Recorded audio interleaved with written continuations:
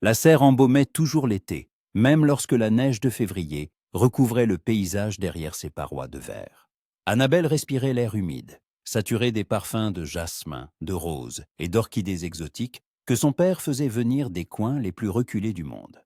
Ici, au milieu de la verdure et des fleurs, elle pouvait oublier pour quelques heures ses obligations mondaines, les visites interminables et le fait que dans 3 mois, elle aurait 21 ans et que son père commencerait sérieusement à lui chercher un mari convenable. Elle caressa de ses doigts les feuilles lisses d'un camélia blanc, bordées d'un délicat liseré rose sur les pétales, et sourit. Cette fleur, elle l'avait cultivée elle-même, à partir d'une minuscule bouture rapportée par le jardinier 3 ans plus tôt. Son père, Sir Walter Fairchild, l'un des plus riches marchands et propriétaires terriens du Yorkshire, considérait la passion de sa fille pour le jardinage comme une charmante excentricité. Il ne comprenait pas que pour Annabelle, c'était son seul véritable espace de liberté. Le soleil filtrait à travers le toit de verre embué, projetant des reflets étranges sur les dalles de pierre du sol. Annabelle retira son chapeau de paille de jardinage, un modèle simple, bien loin des créations sophistiquées à rubans et à plumes qu'elle portait en société, et passa une main dans ses cheveux. Ses boucles châtains, habituellement impeccablement coiffées, s'étaient rebellées à cause de l'humidité et ondulaient à leur guise. Elle portait une vieille robe de mousseline bleu délavée, sans corset, avec un tablier taché de terre par-dessus sa jupe. Ses manches étaient retroussées jusqu'au coude. Et elle portait de légers gants de jardinage. Plus rien de la dame du monde, de Miss Fairchild, l'héritière d'une immense fortune. Juste Bella, comme l'appelait sa défunte mère, une jeune fille qui aimait s'occuper des plantes plus que danser dans les réceptions. Elle se penchait sur un pot contenant un jeune citronnier pour vérifier la terre lorsqu'elle entendit des pas, les pas lourds et assurés de bottes d'homme sur la pierre. Annabelle se redressa, se retourna et se figea. Dans l'embrasure de la porte de la serre se tenait un inconnu. Grand, très grand, près de 6 pieds, avec de larges épaules moulées dans une simple redingote marron. Ce n'était ni un dandy, ni un élégant aux couleurs pastel étayées. Dentelle, mais un homme dont les vêtements respiraient le pragmatisme. Un gilet vert foncé, une chemise blanche sans fioritures, un pantalon noir et de hautes bottes de cavalier, encore humides de neige. Mais ce ne fut pas sa tenue qui capta l'attention d'Annabelle. Ce fut son visage. Des traits nets, anguleux, avec un nez droit et un menton volontaire. Des cheveux sombres, presque noirs, légèrement ondulés, un peu plus longs que la mode ne le dictait dans la haute société. Un hâle qui trahissait un homme passant beaucoup de temps en plein air, et non dans les salons. Et ses yeux. Annabelle se surprit à retenir son souffle. D'un bleu profond, comme la mer par un après-midi d'été, il la fixait avec une expression qu'elle ne parvenait pas à déchiffrer. De la surprise, de l'admiration, quelque chose de plus intense, de plus troublant.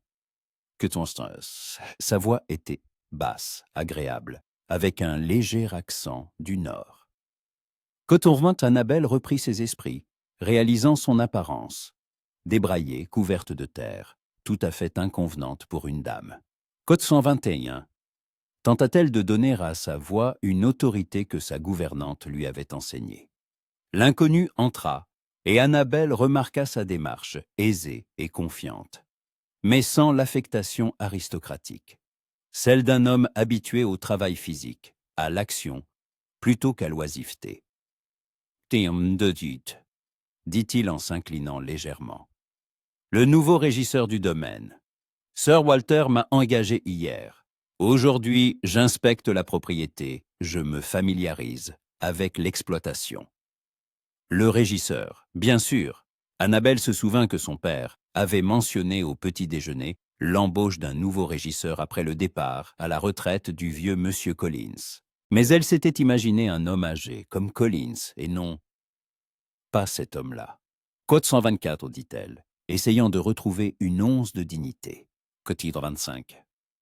Quelque chose changea sur son visage. Ses yeux s'écarquillèrent, glissèrent sur sa robe simple, son tablier, ses cheveux en désordre. Puis, il s'inclina de nouveau, plus profondément, plus respectueusement. Il n'avait aucune moquerie dans sa voix, seulement de la sincérité. Mais Annabelle se sentit tout de même mal à l'aise. Elle retira ses gants de jardinage et pousseta la terre de son tablier. « Cote 127 hier », expliqua-t-elle, ne sachant pas pourquoi elle ressentait le besoin de se justifier devant un employé. Un régisseur, certes, mais un employé tout de même. « Cote envie, cote 127 », dit Julien en balayant la serre du regard, un intérêt sincère brillant dans ses yeux. « Cote 130 ». Annabelle hocha la tête, surprise. « Cote 130 et un thé ». Un léger sourire effleura ses lèvres, et quelque chose se serra dans la poitrine d'Annabelle. Quand il souriait, son visage paraissait plus jeune, presque enfantin, malgré son hâle et ses traits durs. « J'ai grandi dans le Northumberland, dans un petit domaine, » dit-il. « Ma mère adorait le jardinage. Elle m'a appris à distinguer les plantes, avant même que j'apprenne à lire. »« Votre mère ?» Annabelle se surprit à être curieuse. « Est-elle toujours ?»« Non, » répondit brièvement Julien. Et son sourire s'évanouit. « Que 137, que 137, dit Annabelle. « Que 137. » Leurs regards se croisèrent, et à cet instant, quelque chose traversa l'air entre eux, une compréhension, une douleur partagée, un lien qui ne pouvait s'expliquer par des mots. Julien fut le premier à détourner les yeux et s'approcha de l'étagère des orchidées.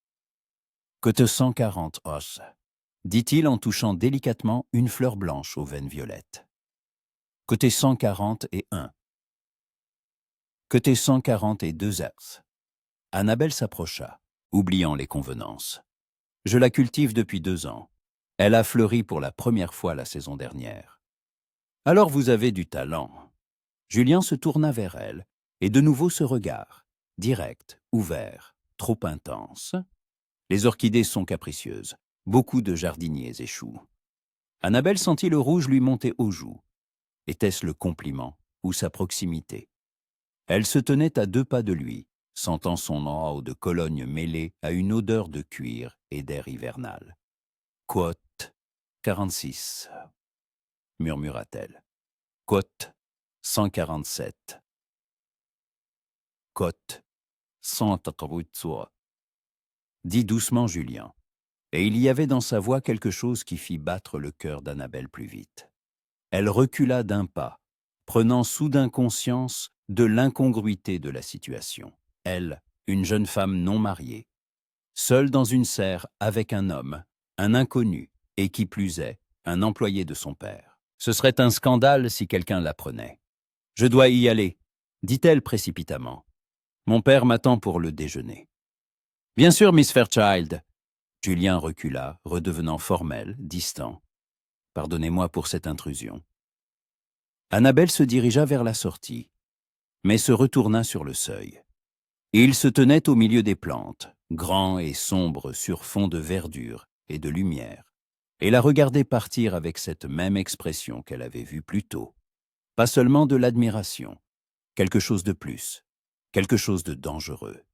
« Monsieur Castle, » dit-elle, sans savoir pourquoi elle parlait, « bienvenue au domaine de Willowbrook. J'espère que vous y trouverez tout ce que vous cherchez. » Et elle sortit avant qu'il n'ait pu répondre, une main pressée contre sa poitrine, où son cœur battait trop vite, trop fort. Le déjeuner fut une torture. Assise à la longue table de la salle à manger, ornée des portraits des ancêtres Fairchild, Annabelle tentait de se concentrer sur la conversation de son père. Mais ses pensées retournaient sans cesse à la serre, à des yeux bleus, à une voix basse. Sir Walter Fairchild était un homme imposant d'une 50aine d'années, avec des favoris grisonnants et des yeux marron perspicaces. Il avait bâti sa fortune sur le commerce du textile, investi dans les terres et les usines, et était désormais l'un des hommes les plus influents du Yorkshire, bien qu'il n'ait obtenu son titre de baronnet que 5 ans plus tôt pour Cut 155. En d'autres termes, pour de généreuses donations. « Bella, tu m'écoutes ?» La voix de son père la ramena à la réalité. « Pardon, père. » Annabelle posa sa fourchette. « J'étais dans mes pensées. »« À quoi pensais-tu » Il plissa les yeux. « J'espère que ce n'est pas encore à tes plantes. Je ne comprends pas pourquoi une jeune dame s'occupe de la terre comme une simple jardinière. » « Mère aimait la serre, » dit doucement Annabelle, et son père s'adoucit. « Code 662, soupira-t-il. Code 63. Annabelle serra sa serviette sous la table. « Côte-moi 105, côtier. » Sir Walter but une gorgée de vin. « Côte-moi sin des cotillations. » L'interrompit Annabelle. « Et seule ma dot l'intéresse. » « Et qu'y a-t-il de mal à la dot ?» Son père fronça les sourcils. « Penses-tu que les mariages dans notre milieu se font par amour ? Ce sont des alliances commerciales, Bella. Le plus tôt tu le comprendras, le mieux ce sera. » Annabelle baissa les yeux, sentant l'amertume familière. Elle connaissait les règles. Les filles de riches épousaient des aristocrates, échangeant de l'argent contre un titre, ou d'autres riches, renforçant ainsi les empires commerciaux. L'amour était un luxe qu'elle ne pouvait n'en s'offrir.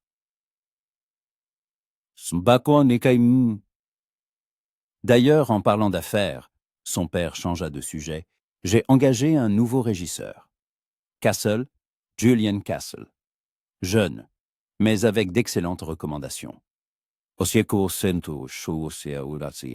Il était régisseur sur le domaine du comte de Westmoreland, dans le Northumberland. Le comte s'est personnellement porté garant de lui. Annabelle releva la tête, s'efforçant de garder un visage impassible. Haussa les épaules Sir Walter. Dit Annabelle en s'efforçant de garder un ton neutre, dans la serre. Son père haussa un sourcil, et, il m'a semblé, compétent. Compétent, ricana son père. C'est un grand compliment de ta part, ma chère. D'habitude, tu remarques à peine les domestiques. Annabelle garda le silence, retournant à son assiette. Mais ses pensées s'envolèrent de nouveau vers la serre. Vers des yeux bleus qu'il avait te regarder comme s'il voyait non pas Miss Fairchild, l'héritière d'une fortune, mais simplement Bella.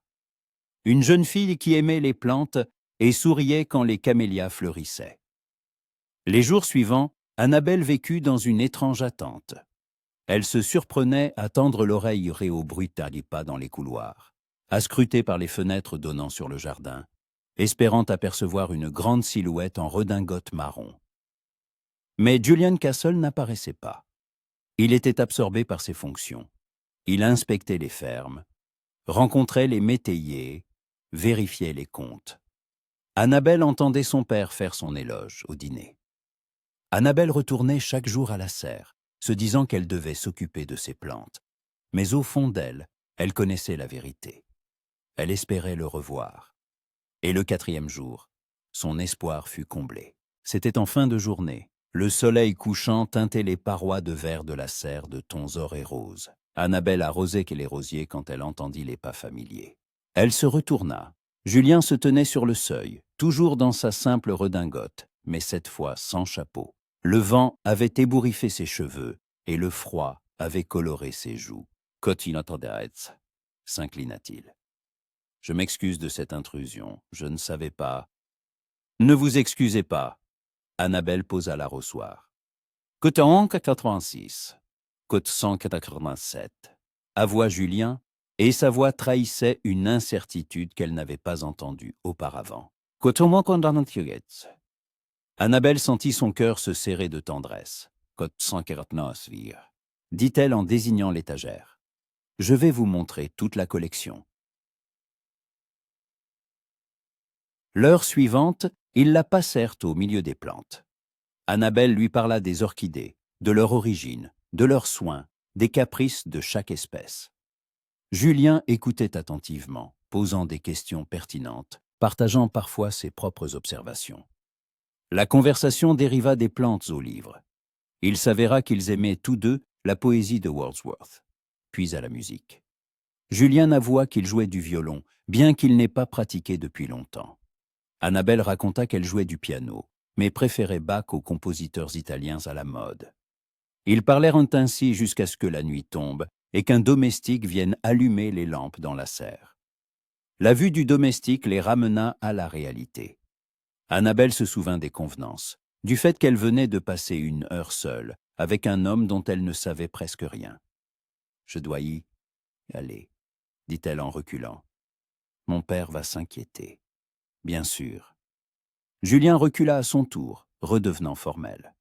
Bonne nuit, Miss Fairchild. Bonne nuit, Monsieur Castle.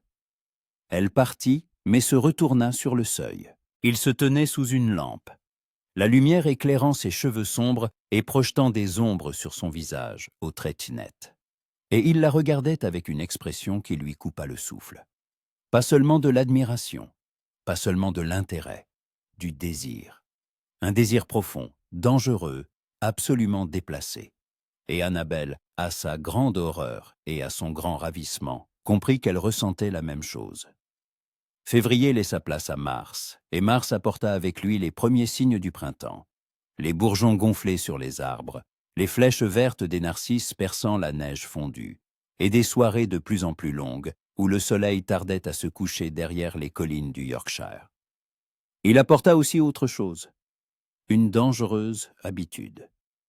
Annabelle ne pouvait plus se mentir. Elle ne venait pas à la serre pour les plantes. Elle y venait dans l'espoir de le voir. Julian Castle n'y apparaissait pas tous les jours. Ses obligations étaient nombreuses et exigeantes. Mais 2 ou 3 fois par semaine, généralement vers le soir, quand le travail dans les fermes était terminé, il trouvait un prétexte pour passer à la serre. Vérifier la température, examiner les nouvelles pousses que Sir Walter avait commandées à Londres. Demander conseil sur l'agrandissement de la collection, et Annabelle se trouvait toujours là à ce moment-là. Il parlait. Uniquement de plantes, de livres, de musique, de la vie. Julian racontait son enfance dans le Northumberland, la côte sauvage et les anciens châteaux, sa mère qui lui lisait Shakespeare à la lueur des bougies. Annabelle partageait des souvenirs de sa défunte mère, fille d'un pasteur sans fortune, qui avait épousé Sir Walter par amour, alors qu'il n'était encore qu'un simple marchand et non un baronnet. Ils ne se touchaient jamais, ne franchissaient jamais la ligne invisible des convenances. Mais à chaque rencontre, l'air entre eux devenait plus dense, chargé d'un non-dit dangereux et attirant. En cet instant, Annabelle se tenait à la fenêtre de sa chambre, contemplant l'aube qui colorait le ciel de teintes délicates de pêche et de lavande, et tentait de comprendre ce qui lui arrivait. Elle avait 20 ans, elle avait reçu une excellente éducation, lu des romans, savait ce qu'était un engouement, mais ce n'était pas ça. C'était plus profond, plus fort, effroyablement réel. Quand Julien entrait dans la serre, le monde entier se réduisait à sa présence. Sa voix basse et chaude faisait vibrer quelque chose en elle. Ses mains, fortes, hâlées, aux longs doigts.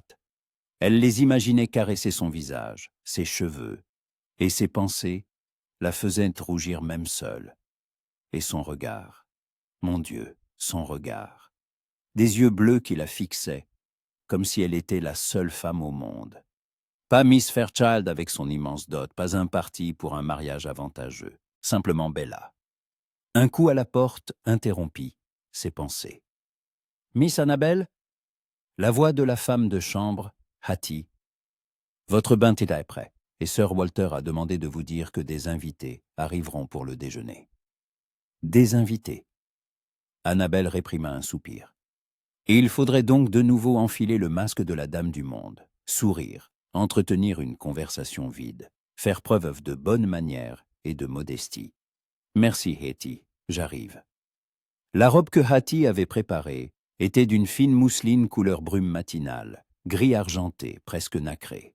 La taille haute était marquée par un large ruban de velours bleu foncé, les manches longues, froncées aux épaules et se resserrant aux poignets.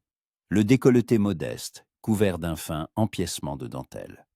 Une robe simple mais élégante pour une réception de jour. Hattie coiffa Annabelle. Ses boucles châtains furent relevées en un chignon haut, quelques mèches encadrant son visage, le tout fixé par un peigne en nacre. Une touche de rose sur les joues, une goutte d'huile de lavande sur les poignets. Quand Annabelle descendit au salon, son père était déjà là, en compagnie de 2 gentilshommes, côte Wanworth. Sir Walter se leva. Côte 2-11. Annabelle fit une révérence, jaugeant les invités. Lord Ravenscroft était exactement comme elle se l'était imaginé. Un homme d'environ 45 ans, avec une calvitie naissante qu'il tentait de dissimuler en ramenant ses cheveux vers l'avant. Un ventre proéminent malgré un corset coûteux sous son gilet, et des yeux gris et froids qu'il évaluait comme une marchandise aux enchères. Son neveu, en revanche, était jeune, environ 25 ans, grand, mince, avec des traits agréables et des cheveux blonds coiffés à la dernière mode. Il était vêtu avec élégance. Une redingote vert bouteille, un gilet crème, un pantalon couleur moutarde, des bottes d'un éclat miroitant. Autour de son cou, une cravate nouée de manière complexe, retenue par une épingle ornée d'un saphir. « Miss Fairchild !» Lord Ravenscroft s'inclina. Quote de doigt de... Le compliment sonna formel, sans chaleur. Annabelle sourit poliment. « Que te noterai ?» Côte d'Encarta. Monsieur Danvers s'avança, et il y avait plus de sincérité dans sa voix. « Je souhaitais faire votre connaissance depuis longtemps. À Londres, on raconte des légendes à votre sujet. » Des légendes? Annabelle haussa un sourcil. « Je crains, monsieur Danvers, que les rumeurs soient grandement exagérées. Je me rends rarement à Londres. » « C'est d'autant plus intriguant, » sourit-il, et son sourire était agréable. La mystérieuse beauté du Yorkshire qui fuit la vie mondaine. Le déjeuner se déroula au rythme d'une conversation mondaine typique. Lord Ravenscroft parlait principalement avec Sir Walter, de politique, du prix de la laine, des nouvelles lois sur la propriété foncière.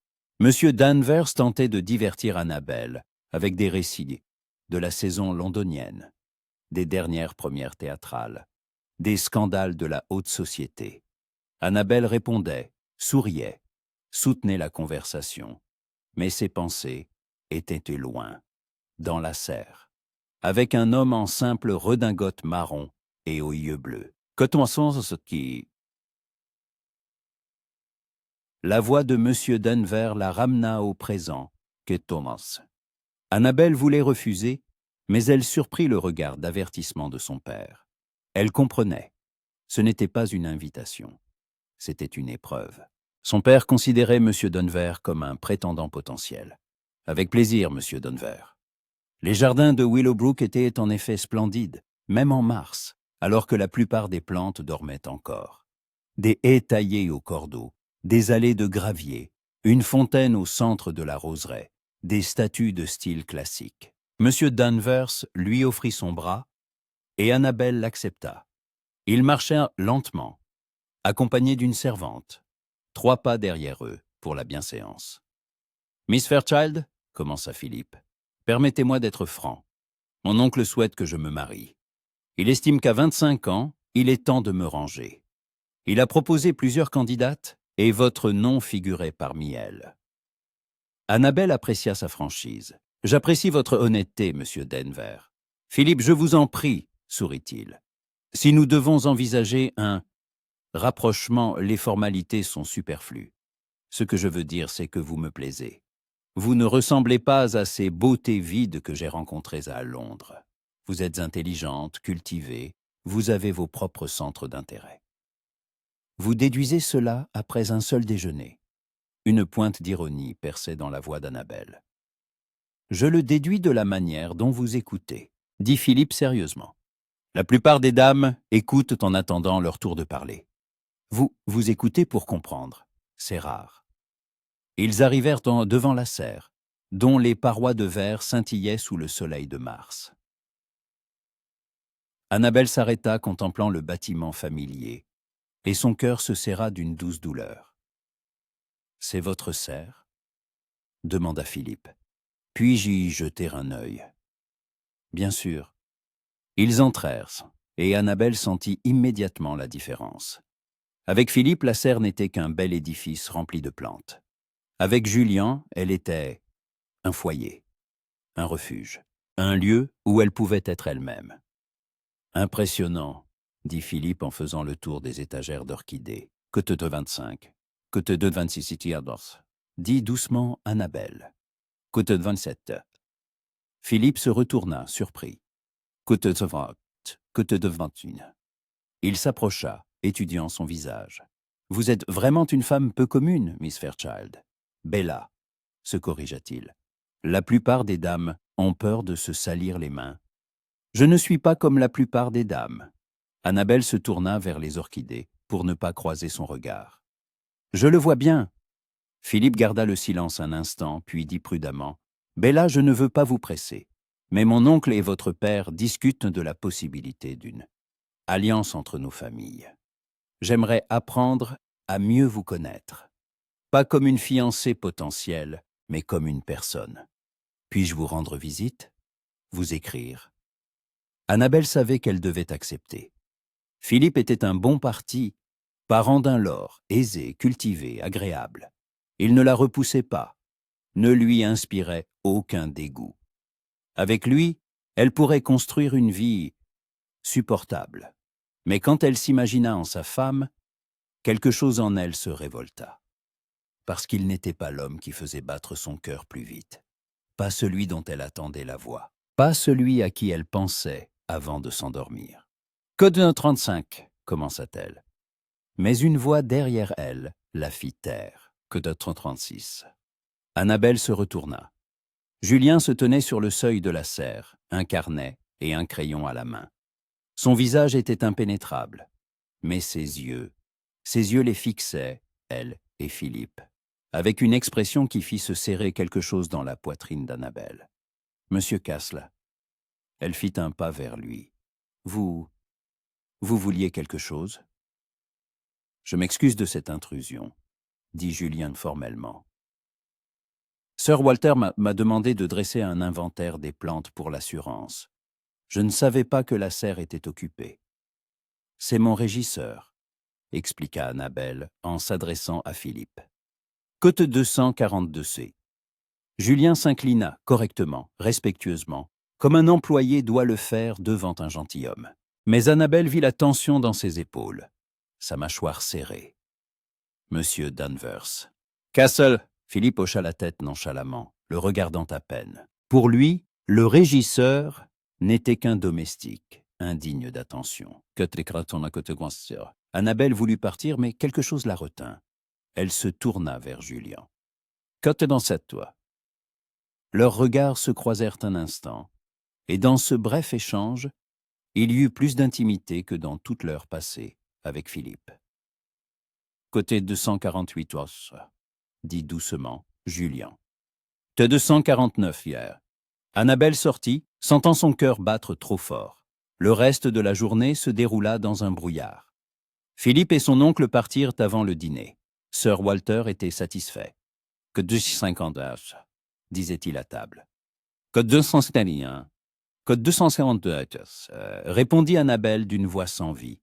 Il a demandé la permission de te faire la cour. J'ai donné mon accord. J'espère que tu ne t'y opposeras pas. Que pouvait-elle dire? Que son cœur appartenait à un autre. À un homme qui travaillait pour son père, qui vivait dans une maison de domestique, qui ne pourrait jamais demander sa main. Comme vous voudrez, père. Sir Walter fronça les sourcils. Bella, qu'as-tu? Tu es pâle, distraite. Es-tu malade? Juste fatiguée. Annabelle posa sa fourchette. Puis-je me retirer? J'ai mal à la tête. Bien sûr, ma chérie, repose-toi. Mais Annabelle n'alla pas dans sa chambre. Elle jeta un châle sur ses épaules et sortit dans le jardin. Il faisait déjà nuit. Le vent froid de mars agitait ses cheveux, mais elle ne le sentait pas.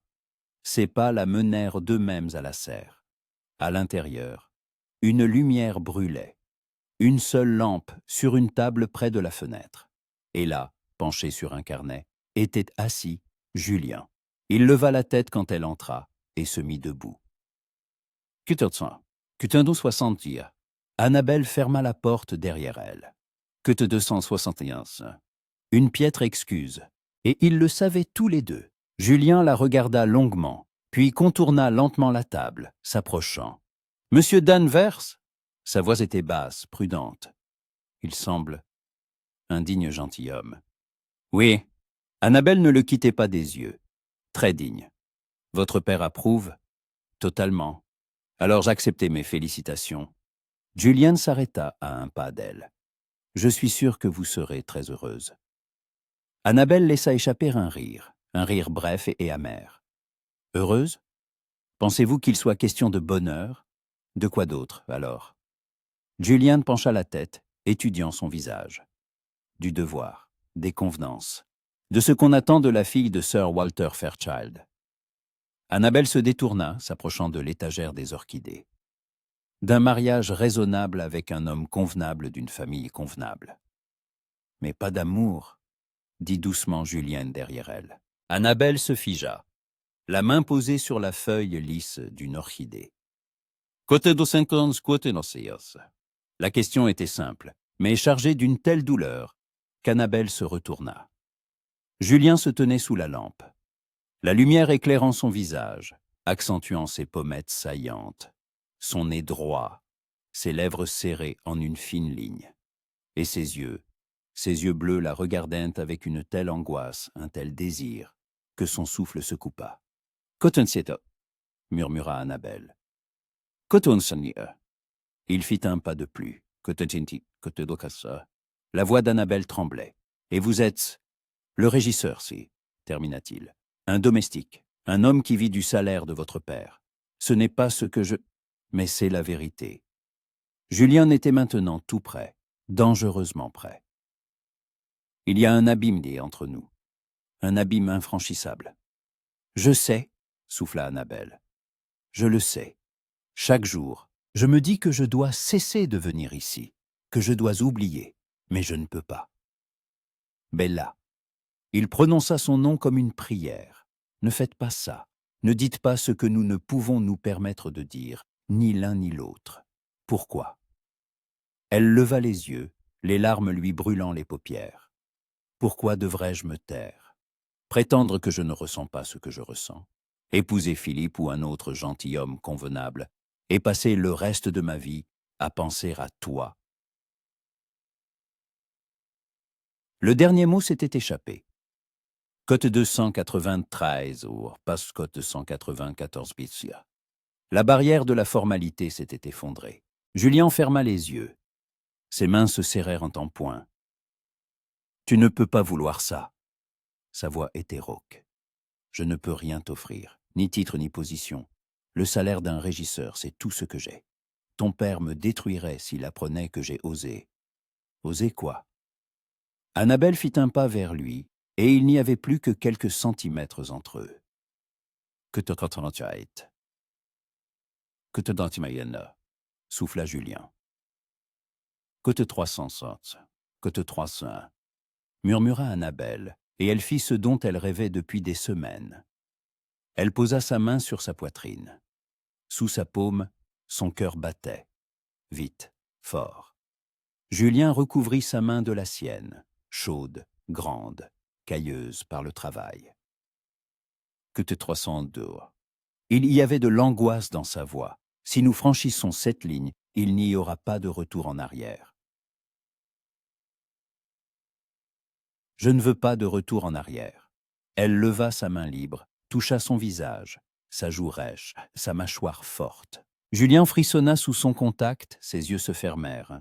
« Mon Dieu, aidez-moi » murmura-t-il. « Mais je ne peux plus lutter. » Et il l'embrassa. Ses lèvres étaient douces, chaudes, tendres. Pas du tout comme elle s'y attendait de la part d'un homme à l'apparence si sévère. Le baiser commença prudemment, presque timidement, comme une question à laquelle elle répondit en se haussant sur la pointe des pieds, en enlaçant son cou de ses bras. Alors le baiser s'approfondit, devint plus exigeant.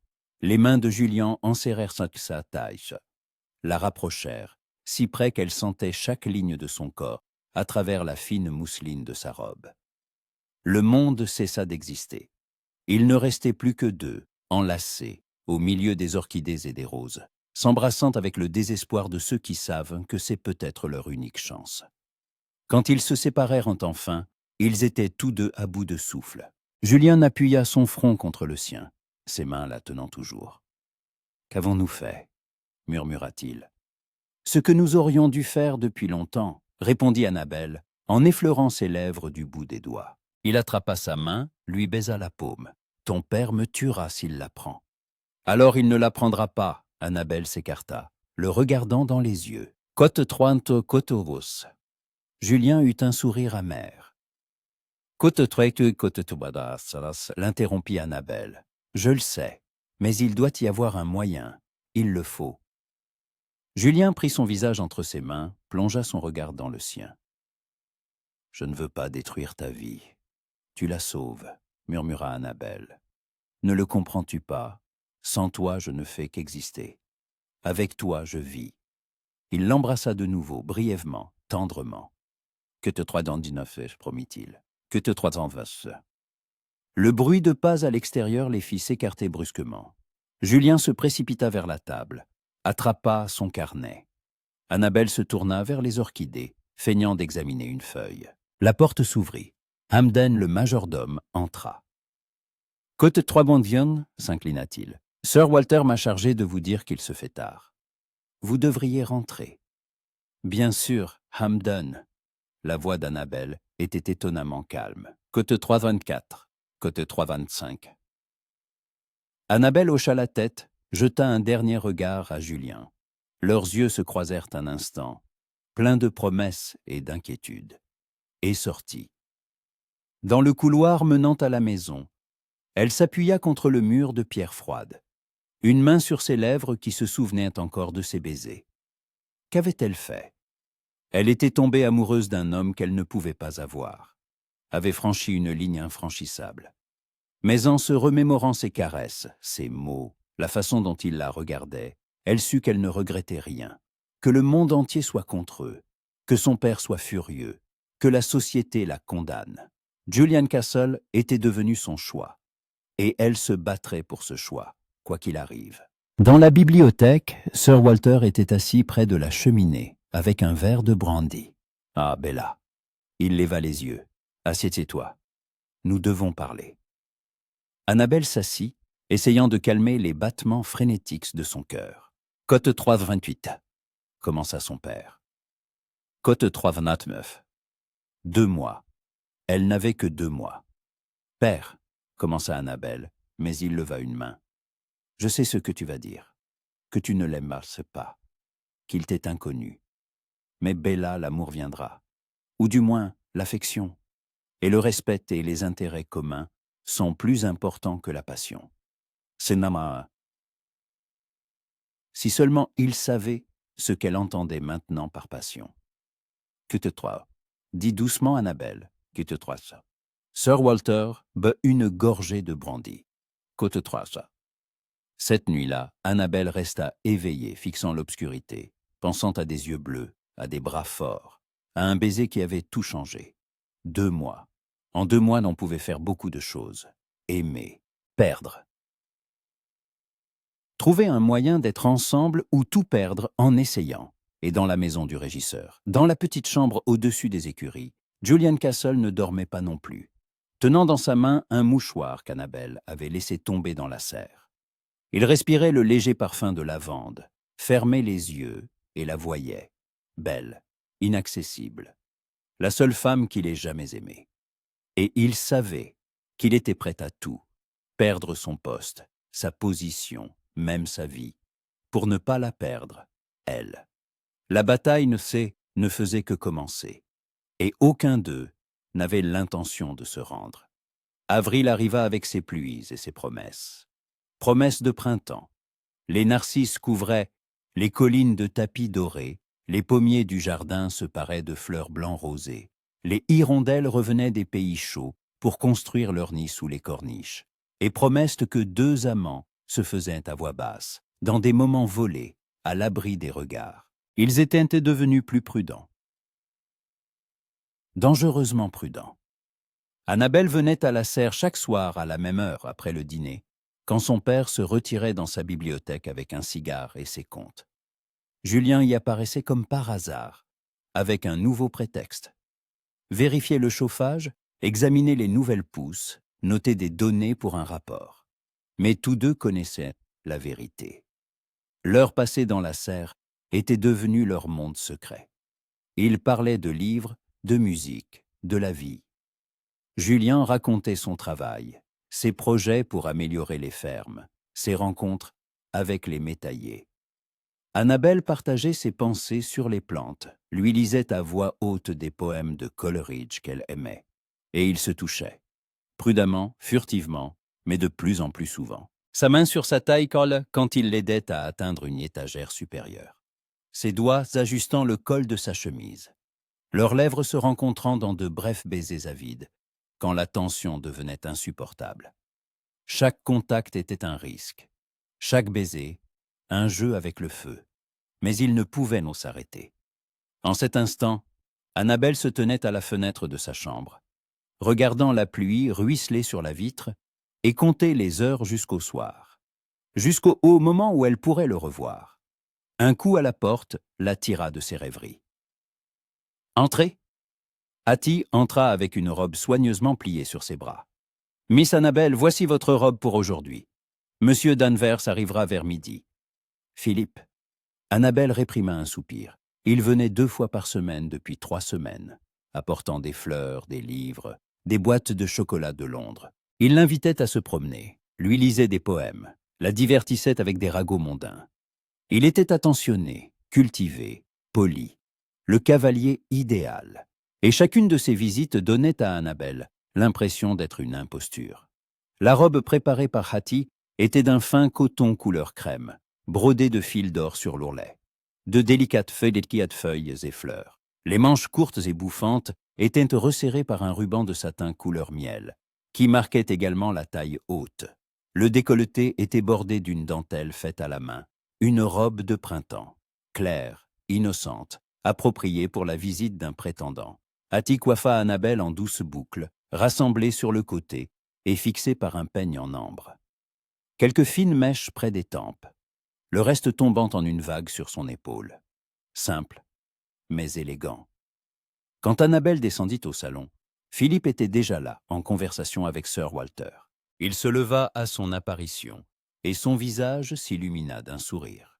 « Mickey, maman, mi nananeni, Miss Fairchild », s'inclina-t-il à Coutotrinocchi. Annabelle fit une révérence. Elle remarqua qu'il était particulièrement bien habillé. Une redingote de drap bleu foncé, un gilet gris clair finement brodé, un pantalon crème, des bottes de cuir souple. Sa cravate était nouée en un nœud complexe et il portait une chevalière au doigt. « J'ai pensé, » commença Philippe, lorsque Sir Walter se fut retiré pour ses affaires, « que vous accepteriez peut-être de faire un tour avec moi. Le temps s'est amélioré et j'ai amené ma nouvelle voiture. Un cabriolet ouvert, parfait pour une promenade printanière. » Annabelle voulait refuser, mais elle savait qu'elle ne le pouvait pas. Son père suivait leur cours avec approbation. Un refus sans raison valable aurait soulevé des questions. La voiture était en effet neuve, légère, élégante, avec une capote rabattable et des sièges en cuir. Philippe aida Annabelle à s'installer, la couvrit d'un plaid. Bien que la journée fût douce, le vent était encore frais. Ils quittèrent le domaine en direction de la vallée où coulait la rivière Wharfe. La route serpentait entre des collines couvertes d'herbes jeunes et de fleurs sauvages. Le soleil perçait à travers les nuages, colorant le paysage de tons dorés. Mais là, Philippe tenait les rênes avec les rênes avec assurance, mais son regard était posé sur elle. « Puis-je être franc avec vous ?»« Vous êtes toujours franc, Philippe. » Annabelle regardait les collines, évitant ses yeux. « Pas autant que je le voudrais. » Il marqua une pause, puis dit « Je sais que notre rencontre a commencé par la volonté de nos familles, que c'était plus un arrangement d'affaires qu'une histoire romantique. La plupart des mariages dans notre milieu commencent ainsi, » répondit prudemment Annabelle.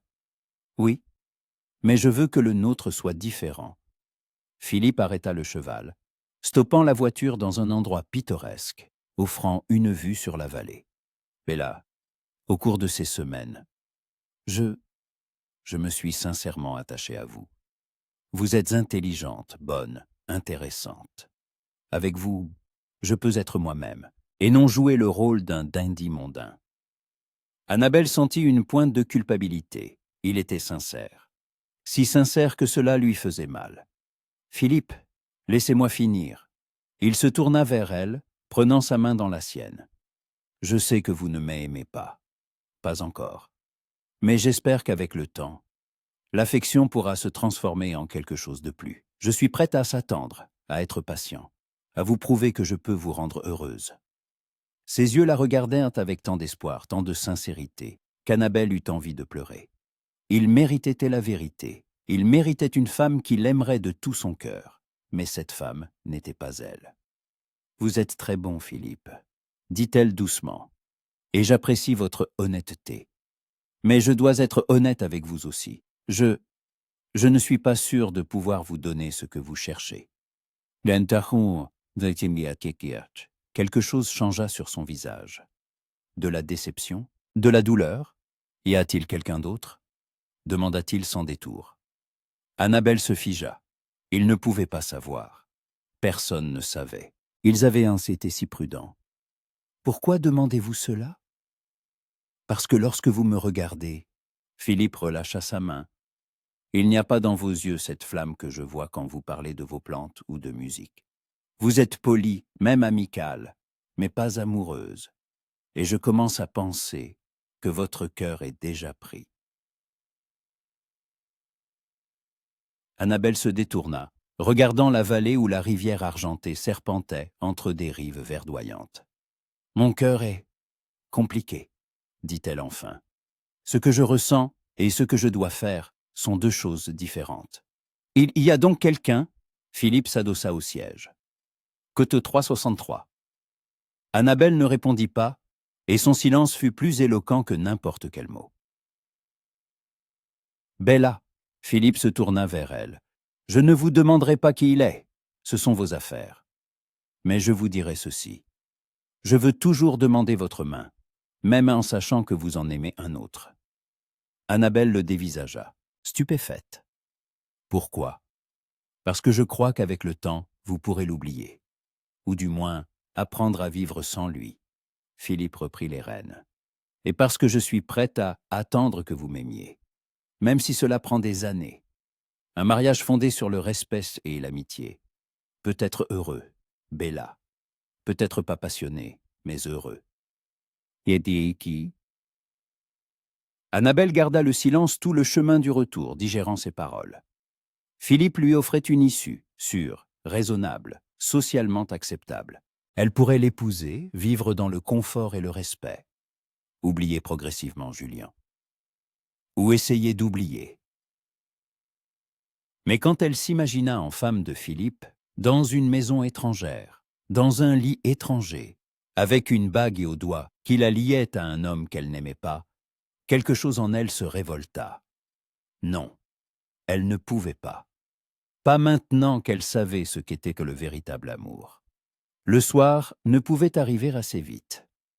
Annabelle attendit à peine la fin du dîner. Murmura à son père quelque chose à propos d'un mal de tête et se hâta vers la serre.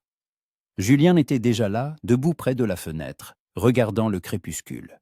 Il se retourna quand elle entra et son visage s'illumina. Elle se jeta dans ses bras et il la rattrapa, l'étreignant si fort qu'il semblait craindre de la laisser partir. Annabelle enfouit son visage dans son épaule, respirant l'odeur familière de savon, de cuir et d'air frais. « Côté Crotoméens ?» demanda Julien, inquiet, l'écartant pour voir son visage. « Tu pleures ?» Annabelle n'avait pas remarqué que les larmes coulaient sur ses joues. Elle secoua la tête, incapable de parler. Julien l'emmena vers un banc dans un coin de la serre. L'assit, s'assit à côté d'elle, un bras autour de ses épaules. « Côte 372, » dit-il doucement. « Côte-Côte 314, » souffla Annabelle. « Côte 315. » Julien se tendit. « Côte 316, côté 37. » Côté 366, consigna que Julien se passa une main sur le visage. Côté Cornatian, côté 315. Annabelle se tourna vers lui, prit son visage entre ses mains. Côté 30, côté 39, dit amèrement Julien. Côté 36. Annabelle effleura ses lèvres de ses doigts. Côte 3. Julien attrapa sa main, lui baisa la paume. Côte 311, côte 3 dit Annabelle obstinément. Côte 37, côte 13. Julien secoua la tête. Côté 3 Annabelle savait qu'il avait raison, mais l'admettre était trop douloureux. Que des 3 murmura-t-elle. Côte 30 ans dans Julien garda le silence un long moment, la regardant dans les yeux. Puis il dit lentement, Côte 3 ans et Côte 3 Côte 311. Annabelle se figea, n'en croyant pas ses oreilles. Nous enfuir? Oui. Julien se leva, se mit à arpenter la serre. Partir d'ici, en Écosse ou dans le Nord. Je trouverai du travail, comme régisseur dans un autre domaine ou à autre chose. J'ai quelques économies. Peu, mais assez pour commencer. Tu es sérieux? Annabelle se leva aussi. Absolument. Julien s'arrêta devant elle. Code 400. Annabelle écoutait, et son cœur battait si fort qu'il lui semblait qu'il devait l'entendre. S'enfuir. Tout quitter. Son père. Sa fortune. Sa position. Commencer une nouvelle vie avec l'homme qu'elle aimait. C'était de la folie. Un scandale. Un suicide social. Et en même temps, la chose la plus désirable au monde. Mon père ne me le pardonnera jamais, dit-elle doucement. Il me reniera, me déshéritera. Je sais. La société nous condamnera. Les portes de toutes les maisons respectables nous seront fermées. Je sais. Nous serons pauvres. Tu devras subvenir à mes besoins avec ton salaire de régisseur. Je travaillerai jour et nuit. Et nuit s'il le faut.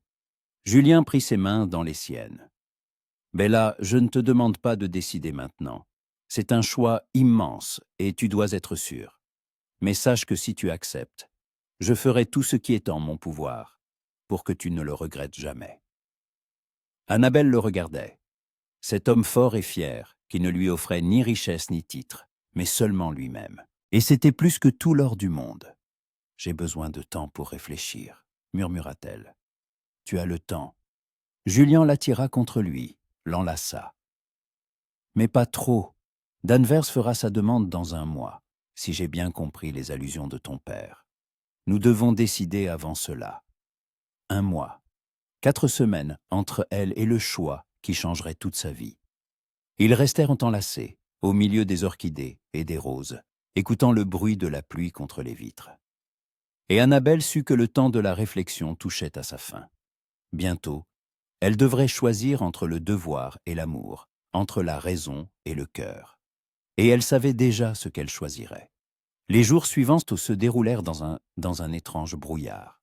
Annabelle participait à la vie du domaine, recevait Philippe, parlait avec son père, s'occupait de ses plantes. Mais tout cela semblait irréel, comme si elle s'observait de l'extérieur. La vraie, elle, n'existait que le soir, dans la serre, avec Julien. Il planifiait, doucement, prudemment, discutant des détails d'une fuite possible. Julien écrivit à quelques régisseurs de sa connaissance dans le Northumberland et en Écosse, s'informant discrètement des postes vacants. Annabelle commença à rassembler les affaires qu'elle pourrait emporter. Quelques robes simples, des livres, les bijoux de sa mère qu'elle pourrait vendre en cas d'extrême nécessité. Ils étaient un peu prudents, mais pas assez. Un vendredi soir, alors qu'Annabelle revenait de la serre, le majordome Hampden l'intercepta. « Cutie-moiti » Son visage était impénétrable, mais l'inquiétude se lisait dans ses yeux. « Puis-je vous parler, en privé ?» Annabelle hocha la tête, et ils se rendirent dans un petit salon où la famille allait rarement. « Qu'y a-t-il, Hampden ?» Le vieux majordome, qui servait à la famille Fairchild depuis plus de 20 ans, hésita. « Mademoiselle, je ne voudrais pas me mêler de vos affaires, mais j'ai servi votre mère, que Dieu ait son âme, et elle m'a demandé de veiller sur vous. » Annabelle sentit un frisson la parcourir. « Parlez franchement, Hampden. Vos visites à la serre, mademoiselle. » Il baissa les yeux. « Et la présence de M. Cassel là-bas. Je l'ai remarqué. Et si je l'ai remarqué, d'autres pourraient aussi le faire. » La panique s'empara d'Annabelle. « Hampden, Mademoiselle, je ne vous juge pas, » s'empressa de dire le majordome. Côte 421. Côte 422, dit fermement Annabelle. Côte 423. Hampden croisa son regard. Côte 423. Côte 426, promet Annabelle. Côte 426. Quand il fut parti, Annabelle s'affaissa sur un canapé, une main sur son cœur qui battait à tout rompre. On les avait vus, Pour l'instant, seulement le fidèle Hamden, mais qui d'autre aurait pu les voir? Combien de temps leur restait-il avant que les rumeurs n'atteignent son père? Cette nuit-là, elle ne dormit pas, fixant l'obscurité et pesant ses options. S'ils continuaient à se voir, tôt ou tard, ils seraient découverts. Le scandale ruinerait sa réputation, et Julien perdrait son poste. Si elle y épousait Philippe, elle serait en sécurité, mais malheureuse toute sa vie. S'il s'enfuyait, elle perdrait tout, sa famille, sa fortune, sa position. Mais elle gagnerait l'amour. À l'aube, Annabelle avait pris sa décision.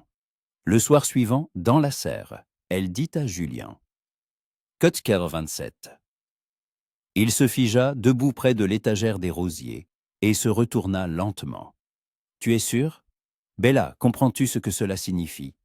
Absolument sûr. Annabelle s'approcha de lui prit les mains. Kotak 30. Julien l'attira contre lui, l'embrassant avec désespoir et soulagement. Côte 4 murmura-t-il dans ses cheveux. Côte 4 répéta Annabelle, et le mot sonna doux à ses oreilles. Côte 45, côte 46, acquiesça Julien. Côte 436, Annabelle sourit à travers ses larmes.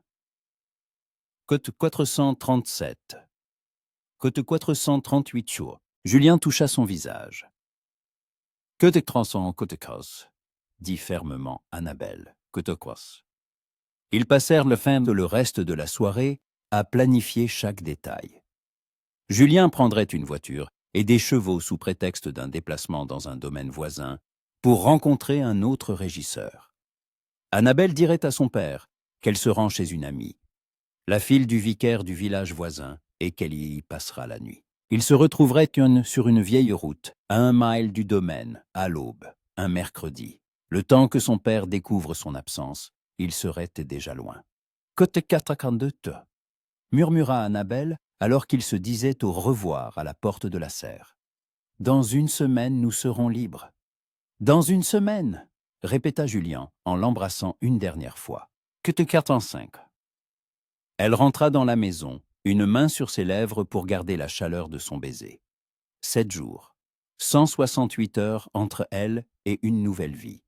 Mais quand Annabelle entra dans le hall, la lumière de la bibliothèque était allumée, bien qu'il fût tard. Et la voix de son père résonna dans le couloir. « Bella, viens ici, immédiatement !» Son cœur se serra. Il savait. D'une manière ou d'une autre, il savait. Annabelle entra lentement dans la bibliothèque, se préparant au pire. Sir Walter se tenait près de la cheminée, le visage sombre. Sur la table reposait une feuille de papier. « Assieds-toi » ordonna-t-il. Annabelle s'assit, serrant les mains sur ses genoux. « Côte Katangi » commença son père. « Côte Kosa. Mercredi, le jour de leur fuite. Côte 400. Côte 415. L'interrompit Sir Walter. De plus, j'ai invité Lord Ravenscroft et Philippe à déjeuner mercredi. Il y aura une annonce officielle des fiançailles. J'ai déjà commandé la bague. Annabelle sentit le monde s'effondrer autour d'elle. Mais je n'ai pas accepté. Tu accepteras? La voix de son père était inflexible. Bella, c'est un parti magnifique. Philippe est bon avec toi, son oncle est influent. Les conditions financières sont excellentes. Tu n'as aucune raison de refuser. J'ai une raison. Annabelle se leva, sentant la colère et le désespoir se battre en elle. Je ne l'aime pas. L'amour. Sir Walter balaya l'objection d'un geste. Tu es encore jeune, Bella. Penses-tu que j'aimais ta mère quand je l'ai épousée? L'affection est venue plus tard. C'est toujours ainsi. Non. Annabelle secoua la tête. Mère m'a dit que vous vous êtes aimés au premier regard. Que vous vous êtes mariés contre la volonté de son père, parce que vous ne pouviez pas vivre l'un sans l'autre. Sir Walter se figea, et quelque chose passa dans ses yeux. De la douleur. Un souvenir? C'était il y a longtemps, dit-il doucement. J'étais jeune et stupide. Je pensais que l'amour était plus important que tout. Mais ta mère est morte, Bella. Elle m'a laissé seule, et j'ai compris que l'amour ne protège pas de la douleur. Un choix raisonnable. la stabilité, voilà ce qui compte. Je ne veux pas d'un choix raisonnable, murmura Annabelle. Je veux ce que vous aviez, vous et mère. Je veux aimer et être aimé. Alors aime Philippe. Sir Walter s'approcha d'elle, posa ses mains sur ses épaules. Donne-lui une chance. C'est un homme bien. Tu peux être heureuse avec lui. Annabelle regarda son père dans les yeux et y vit non pas de la cruauté, mais de l'inquiétude, déformée, mal avisée, mais de l'inquiétude. Il croyait sincèrement faire ce qu'il y avait de mieux pour elle. Mais il ne connaissait pas la vérité, ne savait rien de Julien, de l'amour qui remplissait déjà son cœur, au point de ne laisser aucune place à un autre. « Puis-je réfléchir jusqu'à mercredi ?» demanda-t-elle. Bien sûr. Son père l'embrassa sur le front. Annabelle sortit de la bibliothèque et courut presque jusqu'à sa chambre. Elle ferma la porte, s'y adossa, essayant de calmer sa respiration. Mercredi. Philippe ferait sa demande mercredi, le jour même où elle devait s'enfuir avec Julien. Une coïncidence ou son père soupçonnait-il quelque chose? Peu importe. Le plan ne changeait pas. Il devait simplement partir plus tôt, avant que Philippe n'arrive. Annabelle s'approcha de la fenêtre, regardant les contours sombres de la serre. Quelque part là-bas, dans la maison du régisseur, Julien ne dormait pas non plus, planifiant leur avenir. Encore 7 jours. 7 jours entre elle et la liberté. Elle y arriverait. Elle le devait. Car perdre Julien maintenant serait pire que la mort. Les jours jusqu'à mercredi s'écoulèrent avec une lenteur angoissante et une rapidité vertigineuse. Chaque matin, Annabelle se réveillait en pensant. Plus que 6 jours, plus que 5, plus que 4. Chaque soir, elle se couchait en serrant contre son cœur le médaillon de sa mère et murmurait une prière pour avoir la force et le courage. Elle continuait de jouer le rôle de la fille obéissante. Elle souriait au petit déjeuner, discutait du temps et des nouvelles de Londres avec son père, recevait Philippe avec la politesse requise. Mais à l'intérieur, chaque cellule de son corps criait « Bientôt, bientôt, bientôt ». Le lundi, elle le passa à rassembler discrètement ses affaires. Pas de robe. Il y en avait trop, elles auraient attiré l'attention. Seulement le nécessaire. 2 robes simples en coton résistant, l'une vert foncé, l'autre marron, qui ne trahiraient pas la saleté de la route. Un châle chaud en laine. Une chemise de nuit. Des sous-vêtements de rechange. Des chaussures de marche solides, et non les escarpins délicats en satin qu'elle portait au salon. Les bijoux de sa mère. Un collier de perles. Des boucles d'oreilles en or. Un bracelet avec des saphirs. Non pas pour les vendre, mais parce que c'était tout ce qui lui restait de sa mère, et Annabelle ne pouvait les laisser derrière elle. Des livres. 3 minces recueils à penseuils de poèmes qu'elle aimait. Les lettres de sa mère, conservées dans un coffret. Un portrait miniature de ses parents, peint des années auparavant, quand ils étaient jeunes et amoureux. Elle cacha tout cela dans une petite malle de voyage, qu'elle dissimula ensuite au fond de sa garde-robe, sous des robes. Le mardi, Hattie remarqua sa nervosité. « Côte 411 » dit la femme de chambre en arrangeant sa coiffure avant le déjeuner. « Cotonou » Côte 413 lire. Annabelle regarda son reflet. Un visage effectivement pâle, des cernes sous les yeux. Cassandrien, que de ça. Hattie joignit les mains, côté K. Annabelle tenta de sourire, mais son sourire fut forcé, côté. La robe de ce jour était en mousseline rose pâle, presque pêche, avec des marguerites blanches brodées sur le corsage. Les manches longues, froncées aux épaules par un large ruban de satin du même rose, marquaient la taille haute. La jupe était droite, avec une petite traîne, l'ourlet orné de fines dentelles. Une robe printanière, innocente, appropriée pour une fiancée. Mais Annabelle se sentait comme une imposture en la portant. La rencontre avec Julien le mardi soir fut brève et tendue. Il l'attendait dans la serre, adossé à une étagère, le visage sombre. « Que te crois-tu » demanda-t-il quand Annabelle entra. « Côte sasneur, côte croissant » acquiesça Julien. « Côte croissant » Annabelle s'approcha et il l'enlaça, la serrant contre lui. Kote katanzia. Sa voix était rauque. Kote kota. Kote katritia. Dit fermement Annabelle, bien que quelque chose se serrait de peur en elle. Kote 45. Julien toucha son visage, son pouce caressant doucement sa joue. Kote 4 promit-il. Kote 4. Ils s'embrassèrent longuement, désespérément, comme pour se rassasier l'un de l'autre au cas où quelque chose tournerait mal. Les mains de Julien glissaient sur son dos, s'enfouissaient dans ses cheveux. Annabelle se pressait contre lui, sentant la fermeté de son corps, la force de ses bras, et pensait « Bientôt, bientôt, il sera mon mari, et ses caresses ne seront plus volées, interdites. » Quand ils se séparèrent, ils étaient tous deux à bout de souffle. « Côte 89 » murmura Julien. « Côte croisant, côte chardin » promit Annabelle. « Côte quarto » Un dernier baiser, une dernière étreinte, et elle partit sans se retourner, car elle savait que si elle le faisait, elle ne pourrait plus jamais partir. Mercredi commença sous la pluie. Annabelle fut réveillée par le bruit des gouttes tambourinant contre la fenêtre. Et un instant, la panique la submergea. La pluie. Les routes seraient boueuses, glissantes. Leur fuite serait ralentie. Mais il était trop tard pour reculer. Elle s'habilla seule, sans appeler Hattie. La femme de chambre aurait pu remarquer que sous sa robe de jour habituelle, Annabelle portait une tenue de voyage. Une robe vert foncé en coton épais, sans ornement, avec des manches longues et un col haut. Un corset chaud, un jupon de laine, des bottines solides à lacets.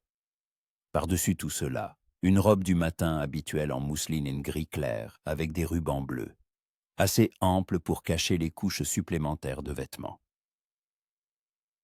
Elle coiffa ses cheveux simplement, les rassemblant en un chignon sur la nuque, sans boucles compliquées. Dans sa malle de voyage, elle ajouta les dernières choses. Le peigne de sa mère, un flacon de parfum, des bas de rechange.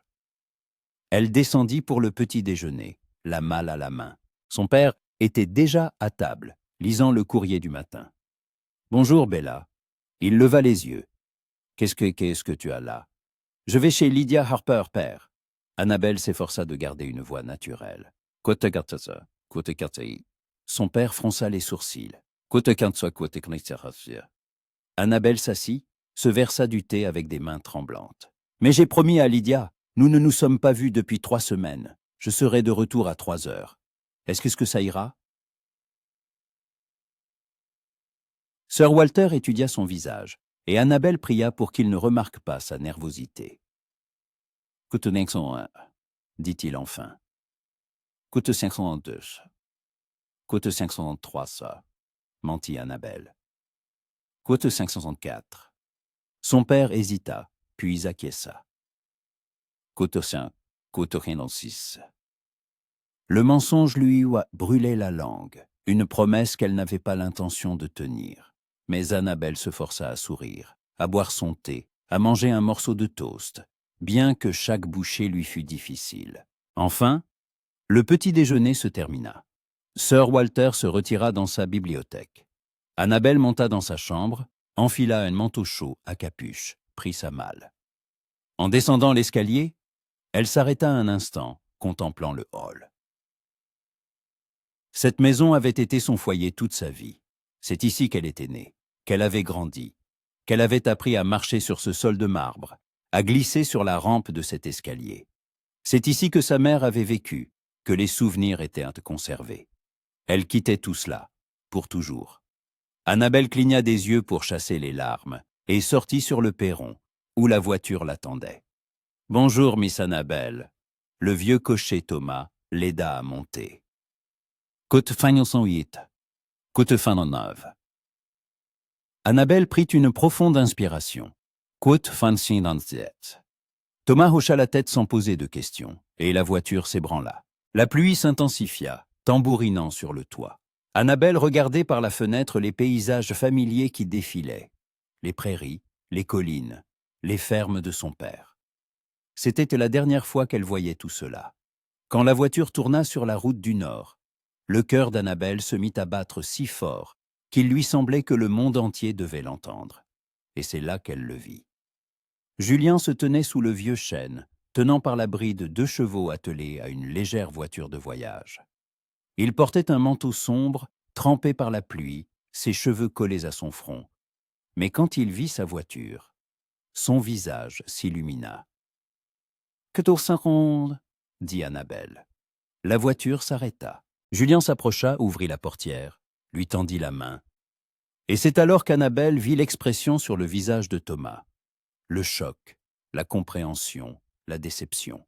« Miss Annabelle » Le vieux cocher se retourna. « Êtes-vous sûre de ce que vous faites » Annabelle croisa son regard. « Absolument sûre, Thomas.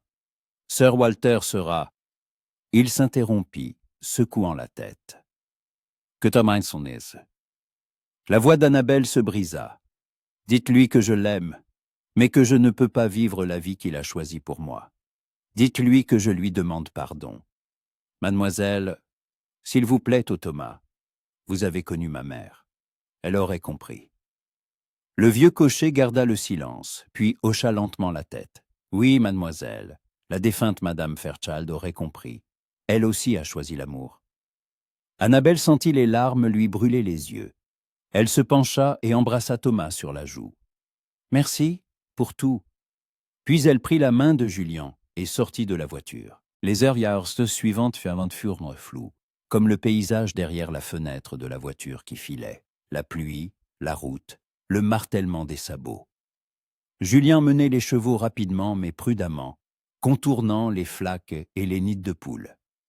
Annabelle était assise à côté de lui, blottie contre son épaule, n'arrivant pas à croire que cela se produisait réellement.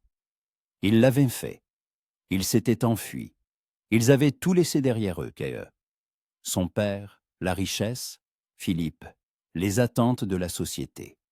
« Côte 522 » demanda Julien, sans quitter la route des yeux.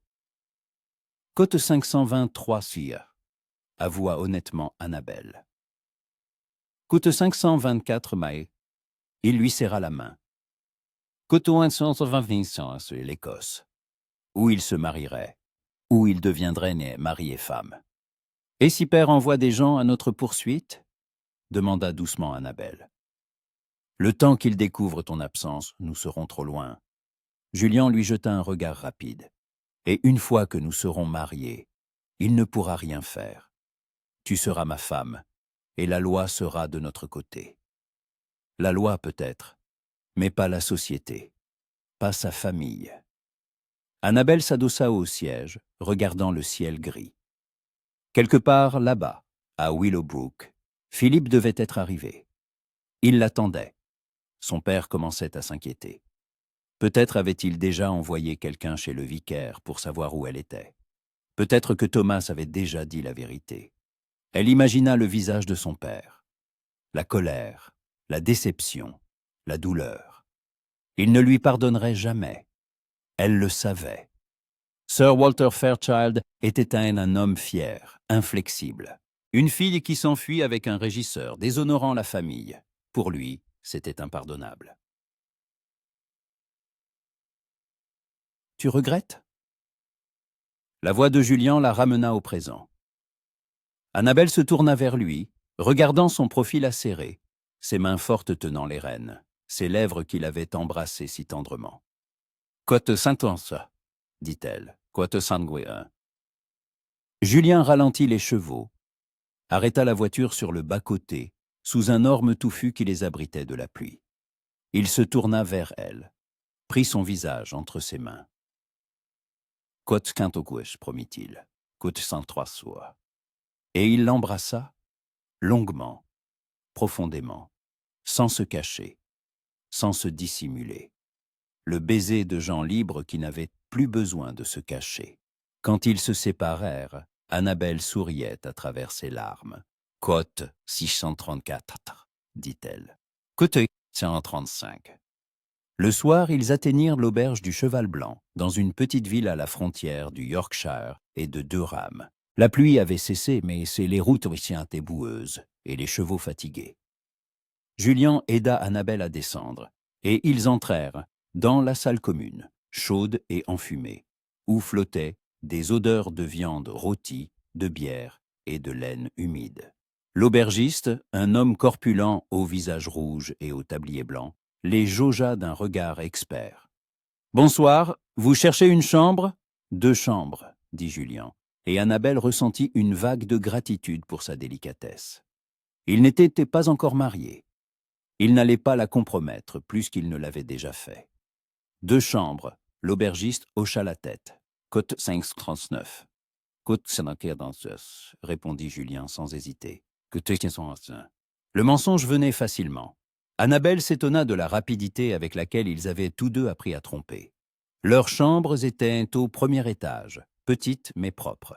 Annabelle resta dans la sienne, retira son manteau trempé, s'assit sur le lit étroit, et ce n'est qu'alors qu'elle se permit de trembler.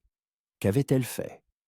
Elle s'était enfuie de chez elle, avait abandonné son père, ruiné sa réputation. Pourquoi? Pour l'amour. Mais l'amour suffisait-il à compenser tout ce qu'elle avait perdu?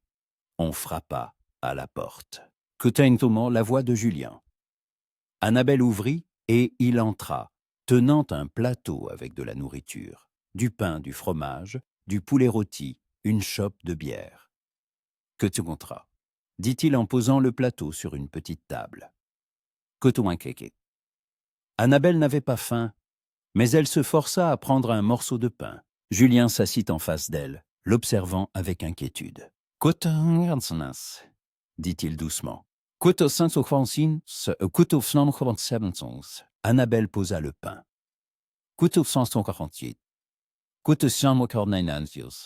Julien tendit la main par-dessus la table et elle la prit. Annabelle le regarda, cet homme noble et honnête, prêt à se sacrifier pour elle.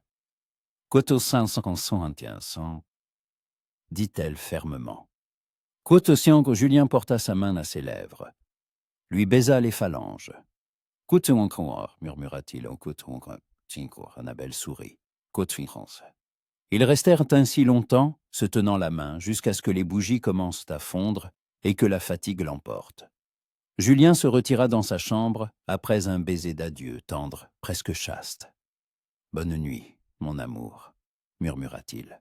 « Demain, notre vraie vie commence. » Annabelle se coucha dans le lit étroit, tirant la couverture jusqu'à son menton, et écouta les bruits de l'auberge, les rires en bas, le craquement du plancher, la pluie qui avait recommencé à tomber. Quelque part loin, à Willowbrook, dans un immense lit à baldaquin, elle aurait dû dormir en ce moment. Dans une chemise de nuit de soie, sur des oreillers de plumes, dans la chaleur et le luxe. Au lieu de cela, elle était allongée dans une minuscule chambre d'auberge, sur un lit dur, dans une simple chemise de nuit. Et elle était plus heureuse qu'elle ne l'avait jamais été de sa vie. Parce que demain, elle épouserait l'homme qu'elle aimait. Elle deviendrait Madame Julian Castle. Elle commencerait une nouvelle vie, bâtie non sur la richesse et la position, mais sur l'amour et l'honnêteté. Effrayant.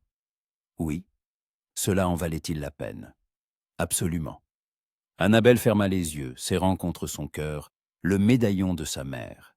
Et pour la première fois depuis des jours, elle s'endormit paisiblement. Et dans la chambre voisine, Julian Castle se tenait à la fenêtre, regardant la nuit pluvieuse, et priait. Priait pour avoir la force de protéger cette femme fragile et courageuse qui lui avait tout donné. Demain, il l'épouserait. Demain, elle deviendrait sa femme. Et commencerait la partie la plus importante de sa vie. Prouver que l'amour est plus fort que l'or, les titres et les conventions. Que parfois, la décision la plus folle est la plus juste. La pluie tambourinait sur le toit, et à l'est, derrière les collines noires, le jour commençait déjà à poindre. L'aube de leur nouvelle vie. L'aube les trouva sur la route. Annabelle fut réveillée par un coup à la porte. C'était Julien, déjà habillé, avec 2 tasses de thé fumant. « Que tiens sourit-il et à la lumière du matin filtrant par la petite fenêtre, son visage semblait plus jeune, presque enfantin. « King 60. Gretna Green. Un petit village écossais à la frontière, célèbre pour une chose. On y mariait les amoureux fuyant la colère parentale et les conventions sociales. Là-bas, on ne demandait ni l'autorisation des pères, ni la dot, ni la position sociale. Seulement le désir de deux personnes d'unir leur vie. Annabelle prit la tasse, se brûlant les doigts sur l'argile chaude.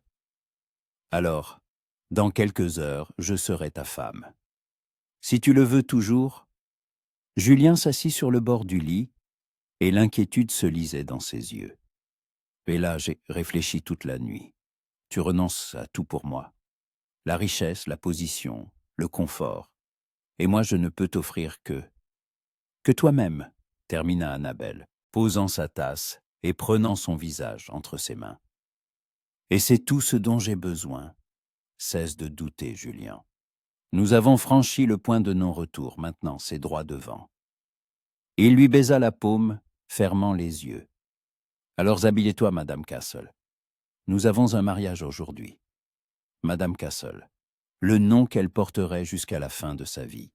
Annabelle sourit. La route vers l'Écosse serpentait à travers des collines couvertes de bruyères, longeant des murets de pierre et des fermes isolées. La pluie de la nuit précédente avait laissé une fraîcheur dans l'air. L'herbe brillait de gouttelettes, l'air était pur et frais. Le ciel s'était dégagé jusqu'à un bleu perçant. Annabelle était assise à côté de Julien, enveloppée dans son châle, et regardait le paysage qui devenait de plus en plus sauvage, austère, magnifique. L'Angleterre était derrière eux. Devant, il y avait l'Écosse. Une nouvelle vie, un nouveau départ. « Parle-moi du domaine de la comtesse de Harlow, demanda-t-elle. De notre nouvelle maison. Julian sourit, sans quitter la route des yeux. Greystone Hall, un ancien domaine dans le Northumberland, non loin de la frontière écossaise. La comtesse est veuve depuis 5 ans. Elle n'a pas d'enfant et vit seule là-bas avec un personnel réduit. La maison n'est pas aussi grande que Willowbrook, une 40aine de pièces, mais les terres sont vastes. Des fermes, des forêts, une rivière. « Et la comtesse ?» demanda Annabelle. « Comment est-elle ? Je ne l'ai rencontrée qu'une fois, lors de mon entretien il y a 1 mois. » Julien réfléchit. « Elle a environ 60 ans, mais se tient droite comme une reine. On dit que dans sa jeunesse, elle était une beauté et a choisi son mari par amour, contre la volonté de sa famille. C'est peut-être pour ça qu'elle a accepté de nous prendre sans poser de questions. » Annabelle sentit une vague d'espoir. Une femme qui avait elle-même choisi l'amour les comprendrait. Peut-être trouverait-il là-bas non seulement un travail, mais aussi une alliée. La maison du régisseur est séparée, poursuivit Julien. Un petit cottage en pierre, à un demi-mile de la maison principale. 2 chambres, un salon, une cuisine. Pas le luxe, mais ce sera notre maison. Annabelle lui serra la main, et c'est suffisant. Ils roulèrent en silence, absorbés par leurs pensées. Annabelle songeait à ce qui les attendait. Une vie simple, du travail, peut-être des enfants un jour. Une vie qu'elle n'avait jamais imaginée pour elle-même, mais qui lui semblait maintenant la seule possible. C'est alors que des cavaliers apparurent à l'horizon. Julien les vit le premier, se tendit, retint les chevaux. « Qu'y a-t-il » s'inquiéta Annabelle. Il plissa les yeux, scrutant l'horizon. Mince. C'est mon père. Annabelle sentit la panique monter en elle. Il a envoyé des gens à notre poursuite? Je ne sais pas. Mais nous devons aller plus vite. Julien donna un coup de fouet, et les chevaux s'élancèrent. La voiture cahotait sur les bosses. Annabelle s'agrippait au siège, priant pour qu'il ne se renverse pas. Les cavaliers approchaient. Annabelle pouvait maintenant distinguer leurs silhouettes. 3 hommes en manteau sombre, galopant à bride abattue. « Cotecan » cria l'un d'eux. « Cotecan ». La voix était inconnue. Pas son père. Quelqu'un d'autre. Julien ne s'arrêtait pas, poussant les chevaux, mais les cavaliers étaient plus rapides. En quelques minutes, ils rattrapèrent la voiture, l'encerclant de 3 côtés. L'un des hommes, jeune, au visage dur et aux yeux froids. saisit la bride des chevaux, les forçant à s'arrêter. Côte 541. Hocha-t-il la tête. Côte 587.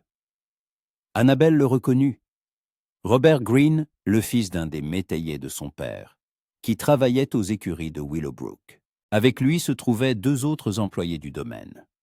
Miss Fairchild, Greene s'adressa à elle, ignorant Julien. Côte Fankedaner.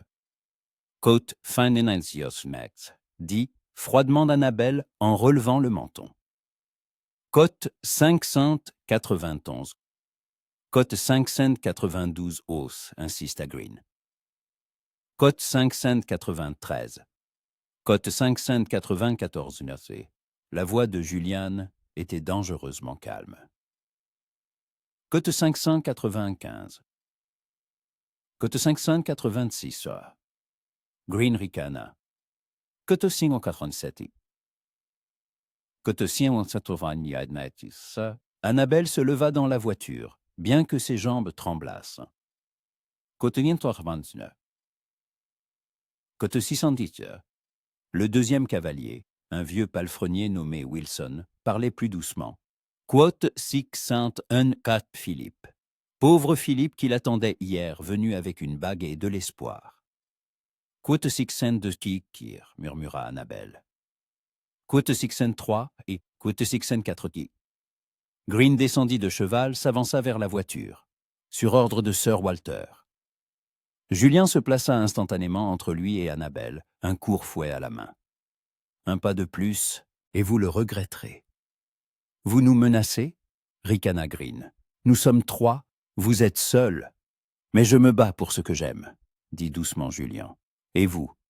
Vous ne faites qu'obéir à un ordre. La motivation n'est pas la même. Un silence tendu s'installa. Greene et Julien se regardaient dans les yeux, tous deux prêts à en découdre. Côte 611 Kobach. Le vieux Wilson descendit de cheval, levant les mains. Côte 612. Annabelle regarda Julien, son dos tendu, sa main serrant le fouet, sa détermination à se battre pour elle contre 3 hommes. Puis, elle regarda la bague de sa mère qu'elle avait passée à son doigt ce matin, une simple bague en or, le seul bijou qu'elle portait.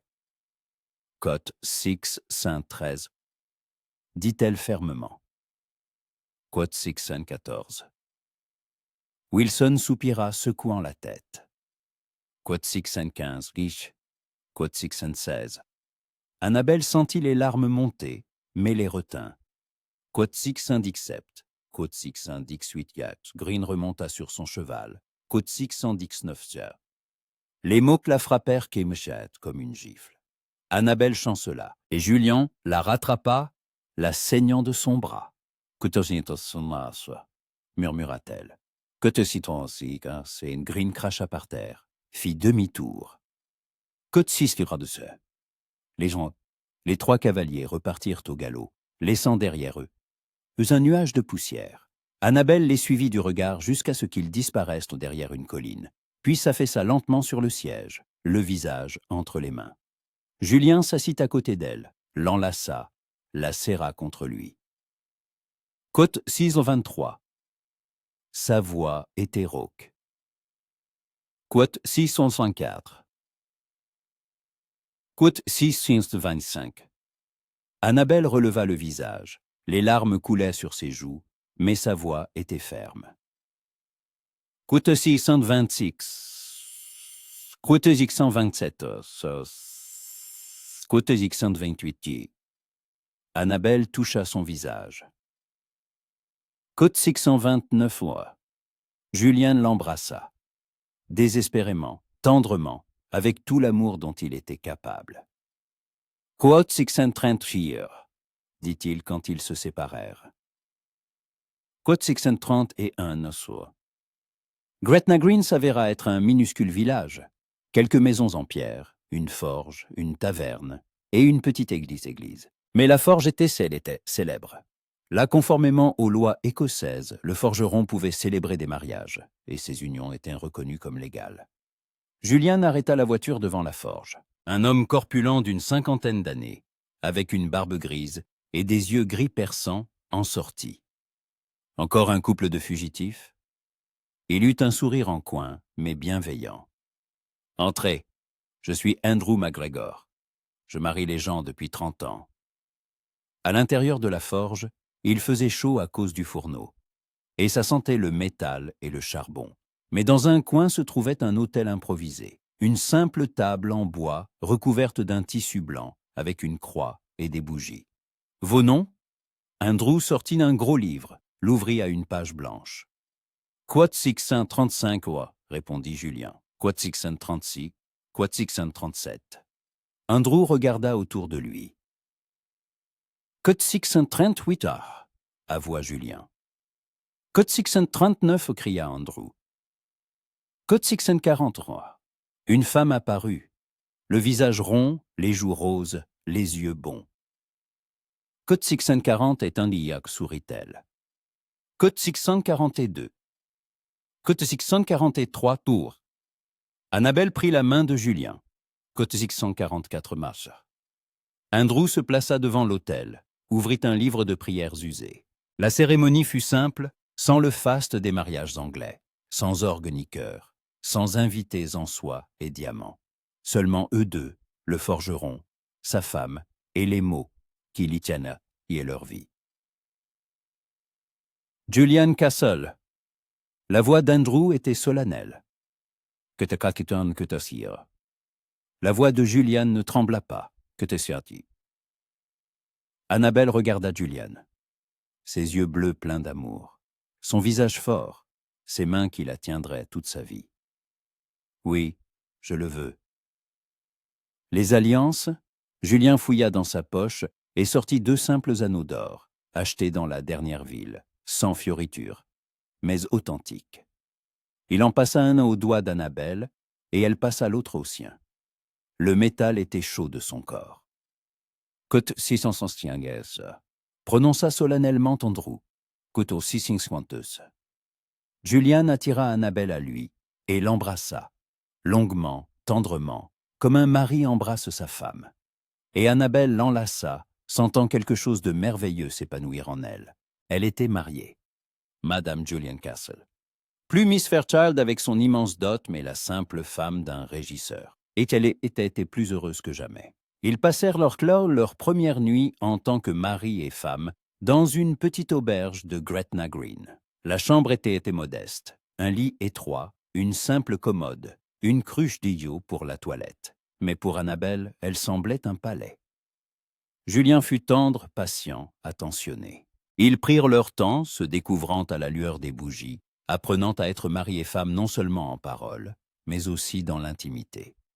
Quand tout fut fini, Annabelle était allongée dans ses bras, écoutant les battements de son cœur contre sa joue, et se sentit entière pour la première fois de sa vie.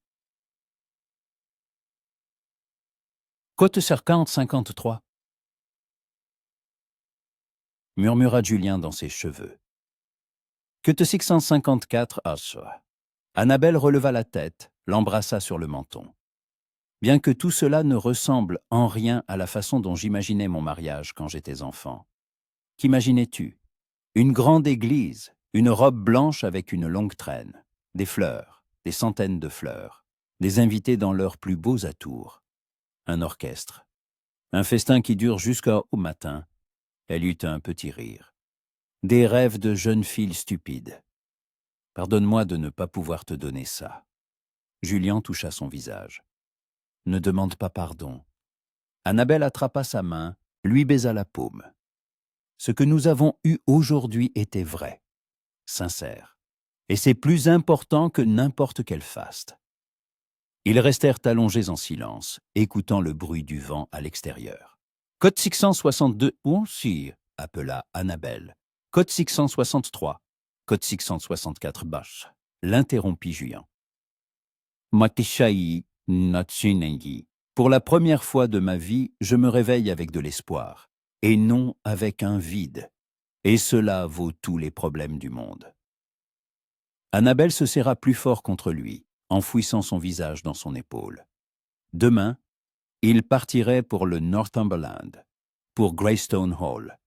Ils commenceraient une nouvelle vie à partir de zéro. Ce serait difficile, elle le savait, Jack s'habituait à la pauvreté, au travail, à une vie sans domestique ni luxe. Mais il y arriverait, ensemble. Le voyage vers le Northumberland dura 3 jours. Ils roulaient sans se presser, s'arrêtant dans des auberges, profitant de la liberté de jeunes mariés qui n'avaient nulle part où se hâter. Annabelle observait le paysage changer. Les collines devenaient plus hautes, les forêts plus denses, l'air plus froid et plus frais. C'était le nord, sauvage et magnifique, si différent des 12 vallées du Yorkshire. Le 3e jour, vers le soir, ils aperçurent Greystone Hall. Le domaine se dressait sur une colline, entourée d'une forêt ancienne.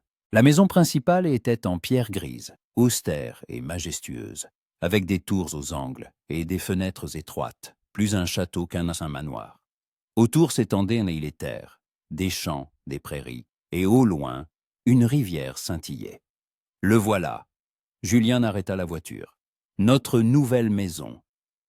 Ils s'approchèrent main du bâtiment principal, et un majordome, un homme grand et grisonnant, avec la dignité de la vieille garde, sortit à leur rencontre. Côte 668 s'inclina-t-il. La comtesse vous attend. Je suis Macpherson, le majordome de Greystone Hall. Merci, voici ma femme, Madame Castle. Quelque chose passa dans les yeux de Macpherson. De la surprise. Mais il la dissimula rapidement. Madame Castle, bienvenue. Je vous prie de me suivre. À l'intérieur, la maison était sombre. Meublée de lourds meubles anciens, avec des portraits d'ancêtres sévères sur les murs. Ça sentait le vieux bois, la cire et autre chose encore. L'histoire, le temps. Macpherson les conduisit à la bibliothèque, où une vieille soigne était assise dans un fauteuil à haut dossier près de la cheminée. La comtesse Eleanor Harlow était petite, fragile, avec des cheveux blancs comme neige coiffés avec élégance. Mais sa posture était royale, et ses yeux, sombres, presque noirs, avaient un regard perçant. Côte 672 Croissant, elle ne se leva pas, mais lui tendit la main et Julien s'inclina respectueusement dessus. « Vous êtes arrivé, et vous avez amené une surprise, à ce que je vois. Votre grâce !» Julien se redressa. « Permettez-moi de vous présenter ma femme, Annabelle. » La comtesse tourna son regard vers Annabelle, et ce regard était si aigu qu'il semblait la transpercer. « Fais-on ça, toi ?» Annabelle s'approcha, fit une profonde révérence impeccable, apprise bien au fil des ans. « Votre grâce. » La comtesse plissa les yeux. Les manières dignes d'une dame, le langage d'une femme instruite, une robe simple mais qui vous va comme si vous étiez habitué à mieux. Qui êtes-vous, Vous êtes-vous vraiment, Madame Castle? Annabelle croisa son regard, la fille d'un baronnet du Yorkshire, qui a choisi l'amour plutôt que la richesse. Un silence. Puis, la comtesse se mit à rire de manière inattendue, un rire bas, mais sincère. Vous vous êtes donc enfui, comme moi, autrefois. Elle désigna les fauteuils en face d'elle. Côte 682. L'heure suivante, ils racontèrent de leur histoire, honnêtement, sans phare. La comtesse écoutait en silence, hochant parfois la tête. Quand ils eurent fin fini, elle resta longtemps silencieuse, regardant le feu. « Votre père vous a renié ?» demanda-t-elle enfin à Annabelle. « Oui, votre grâce. »« Imbécile !» dit sèchement la comtesse. « Ma famille m'a renié aussi quand j'ai épousé le comte de Harlow. Il était pauvre, sans influence, avec seulement un titre.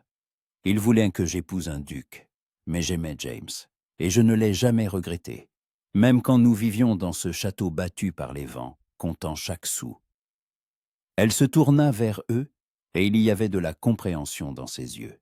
« Ce sera difficile pour vous. La société ne pardonne pas, mais si vous vous aimez vraiment, vous tiendrez bon. » La comtesse se leva s'appuyant sur une canne. Côte 688. Elle regarda Annabelle. Côte 689 dit. Côte 690 dit. Annabelle sentit une vague de gratitude. Côte 691 Côte 692 dit. La comtesse eut un petit rire. Côte 693. Mais Annabelle vit dans ses yeux une chaleur qui démentait ses paroles froides. La maison du régisseur s'avéra être un petit cottage en pierre, à quelques centaines de mètres du bâtiment principal. 2 pièces au rez-de-chaussée, un salon et une cuisine, 2 à l'étage, des chambres. Les meubles étaient simples mais solides. Une cheminée dans le salon, une cuisinière dans la cuisine. Annabelle se tenait au milieu du salon, contemplant sa nouvelle demeure. Si différente des vastes salles de Willowbrook, des meubles luxueux, de l'armée de domestiques prêts à satisfaire le moindre de ses caprices. « Qu'en penses-tu » demanda prudemment Julien. Annabelle se tourna vers lui, et le sourire qui illumina son visage était sincère. « Je pense que c'est la plus belle maison que j'aie jamais vue, parce que c'est notre maison. » Julien la prit dans ses bras, la fit tourner en riant. « Alors bienvenue chez toi, Madame Castle. » Cette nuit-là, ils dormirent dans le lit étroit, sous une simple couverture de laine, écoutant le vent hurler dans la cheminée. Annabelle était allongée dans les bras de son mari, pensant au chemin qu'il avait mené ici. Il y a 1 mois, elle était Miss Fairchild, une riche héritière dont la vie était tracée d'avance. Maintenant, elle était Madame Castle, la femme d'un régisseur sans un sou en poche, à l'exception de quelques bijoux de sa mère. Avait-elle perdu quelque chose? Oui, son père, la richesse, sa position, le confort. Mais elle avait gagné plus. L'amour, la liberté, le droit de vivre sa propre vie. Et quand Julien l'embrassa sur le front en murmurant « Bonne nuit, mon amour », Annabelle sut qu'elle avait fait le bon choix. Des difficultés les attendaient. S'y habituer à une nouvelle vie, peut-être la froideur des voisins qui apprendraient le scandale. Un travail qu'elle n'avait jamais fait. La pauvreté qu'elle n'avait jamais connue. Mais ils traverseraient tout cela ensemble. Et c'était ça, décida Annabelle en s'endormant dans la chaleur de ses bras.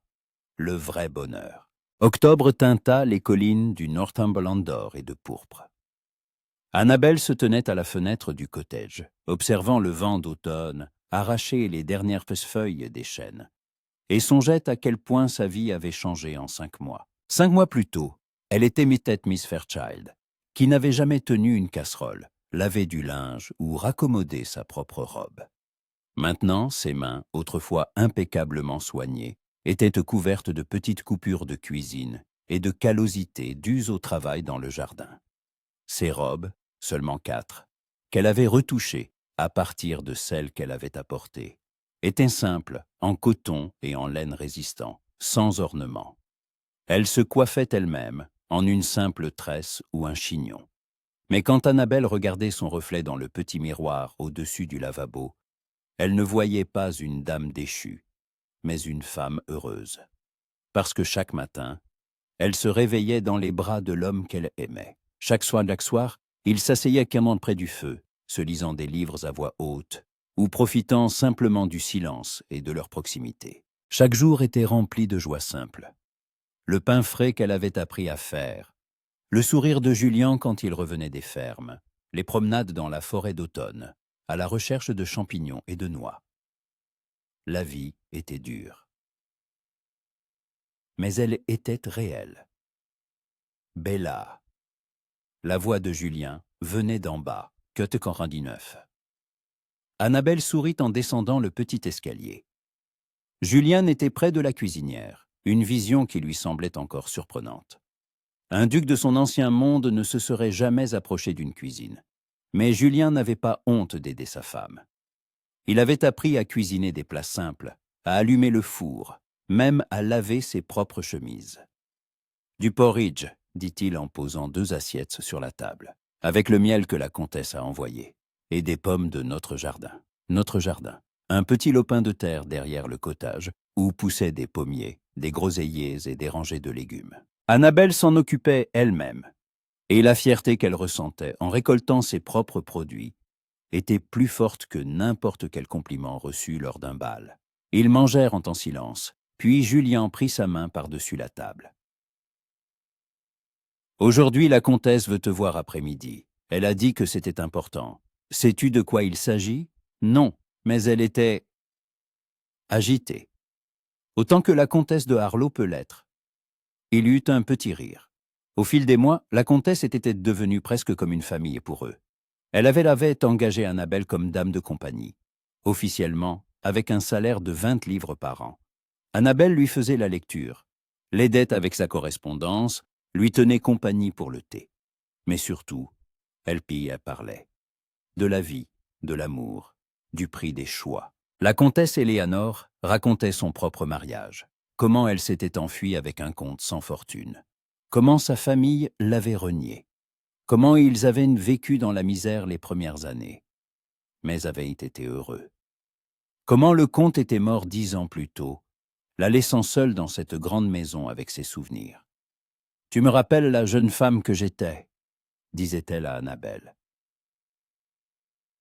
La même obstination, la même foi que l'amour est plus important que l'or. « Avez-vous déjà regretté ?» demanda un jour Annabelle. « Mon choix ? Jamais !» La comtesse secoua la tête. « De ne pas m'être réconciliée avec ma famille, avant leur mort, chaque jour. » Ces mots s'étaient été gravés dans le cœur d'Annabelle. Elle avait écrit 2 fois à son père, de longues lettres où elle expliquait, demandait de la compréhension, espérait le pardon. Aucune réponse. Sir Walter restait silencieux, comme si sa fille était réellement morte pour lui. Ce silence lui faisait plus mal que n'importe quel mot de colère. Après le petit déjeuner, Julien partit pour les fermes. L'automne était une période de travail intense. Annabelle rangea la vaisselle, balaya le sol, mit le pain à lever. Un travail simple et monotone qui lui aurait paru humiliant autrefois, mais qui lui apportait maintenant une étrange satisfaction. Vers midi, elle se changea pour mettre sa meilleure robe, en laine bleu foncé, et se rendit au manoir. La comtesse l'attendait dans le petit salon. Sur la table reposait une lettre, avec un sceau qu'elle aurait reconnu n'importe où, le sceau des Fairchild.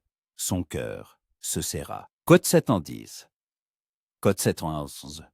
La comtesse prit l'enveloppe. De Monsieur Philippe d'Anvers, elle m'est adressée, mais elle te concerne. Philippe.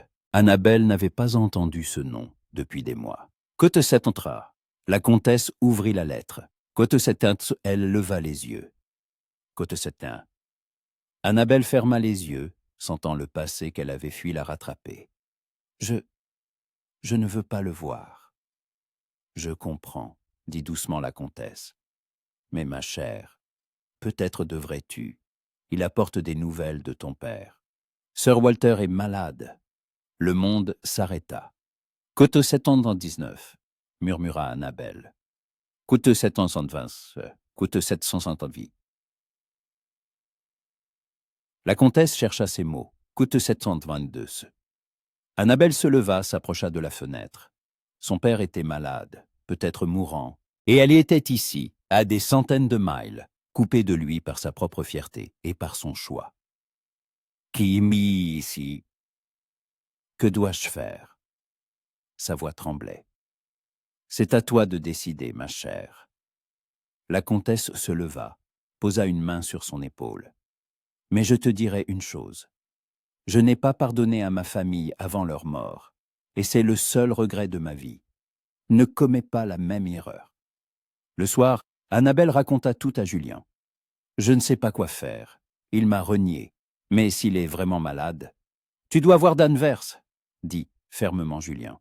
Savoir la vérité. Et ensuite tu décideras. N'as-tu pas peur? Annabelle le regarda. Que je le revoie, et que mon ancienne vie me rappelle. Julien toucha son visage. J'ai peur de te perdre chaque jour, avoua-t-il. Peur qu'un jour tu te réveilles et que tu réalises que tu as choisi la pauvreté au lieu de la richesse. Que tu me regrettes. Jamais. Annabelle prit son visage entre ses mains. Julien, je dois te dire quelque chose. Je voulais attendre, être sûr, mais je suis enceinte. Un silence. Julien la dévisagea incrédule. Enceinte? Répéta-t-il. Nous, un enfant? Oui. Annabelle sourit à travers ses larmes. Je l'ai remarqué il y a 1 mois. Je voulais être sûre avant de le dire. Mais maintenant, il n'y a plus de doute. Au printemps, nous aurons un enfant.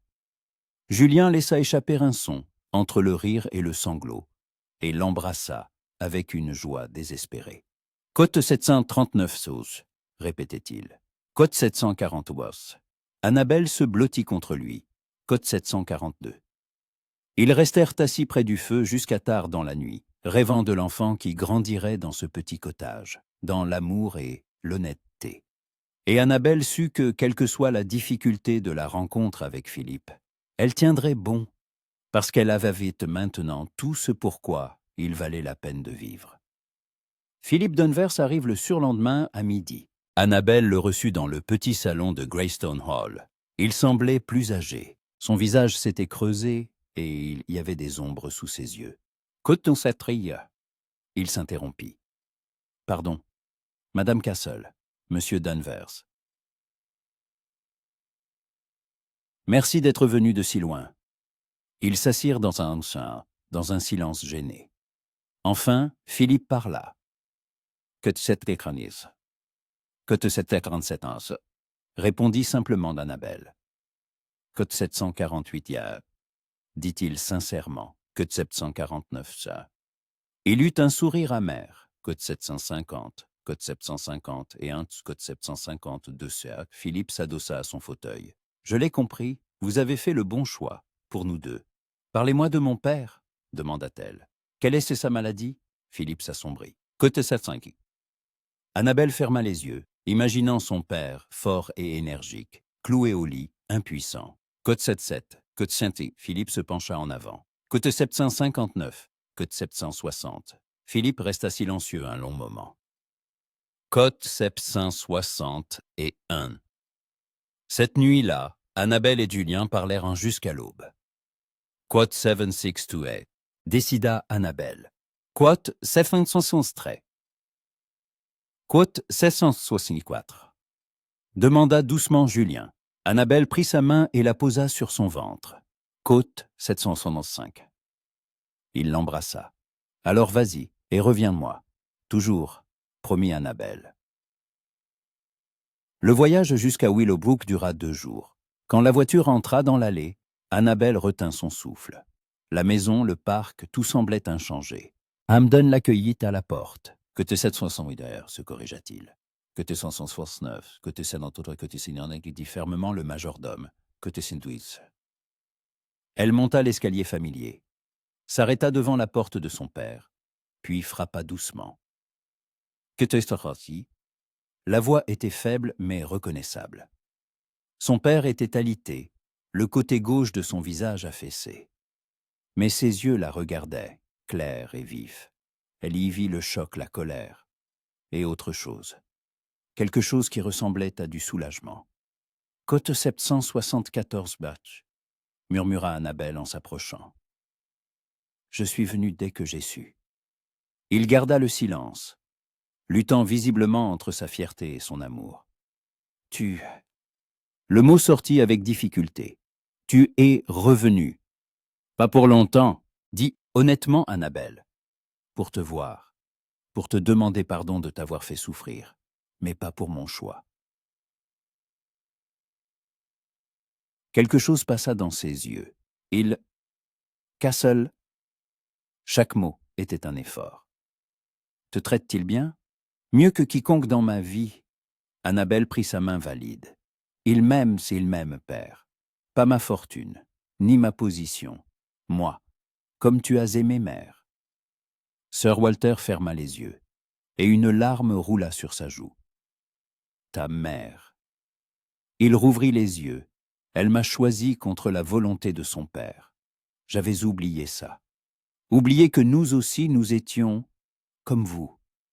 Pardonne-moi, père, d'être parti.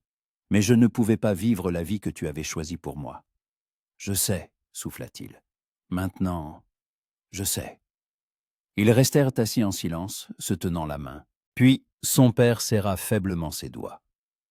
Tu es heureuse ? Très. Annabelle sourit à travers ses larmes. Et bientôt, tu seras grand-père. Au printemps. Les yeux de Sir Walter s'écarquillèrent, puis se remplirent de larmes. Il porta sa main à ses lèvres. Côte 792 qui a tué ça, murmura-t-il. Côte 793. Côte 794. Côte 795. Annabelle resta avec lui jusqu'au soir. Ils parlèrent du penser du passé, de sa mère, de l'avenir. Côte 7, dit-il enfin. Côte 7, côte 100. Corrigea doucement d'Annabelle. Côte 1, côte 100. Sir Walter eut un faible sourire. Côte 100. Annabelle retourna à Greystone Hall 3 jours plus tard. Julien l'attendait sur le perron du cottage. « Tu es revenu. Mon Dieu, tu es revenu. Je te l'avais promis. » Annabelle l'embrassait. « Que tu sens ton côte bien dit-elle une fois, installée près du feu. « Que tu tiens dans côte demanda Julien. « Que tu as-tu, côte Annabelle posa sa main sur son ventre. « Que tu sais que le printemps arriva au Northumberland, avec ses pluies et ses espoirs. En avril, dans le petit cottage du régisseur, naquit une fille. Annabelle, épuisée mais heureuse et anxieuse, tenait le petit paquet dans ses bras. Julien était assis à côté, n'arrivant pas à détacher son regard de sa fille. « Elle est magnifique, » murmurait-il. « Parfaite, comme toi. »« Appelons-la Éléonore, » dit Annabelle, « en l'honneur de la comtesse. Elle a été presque une mère pour nous. » Éléonore Castle, sourit Julien, un nom magnifique. 1 mois plus tard, ils se rendirent à Willowbrook.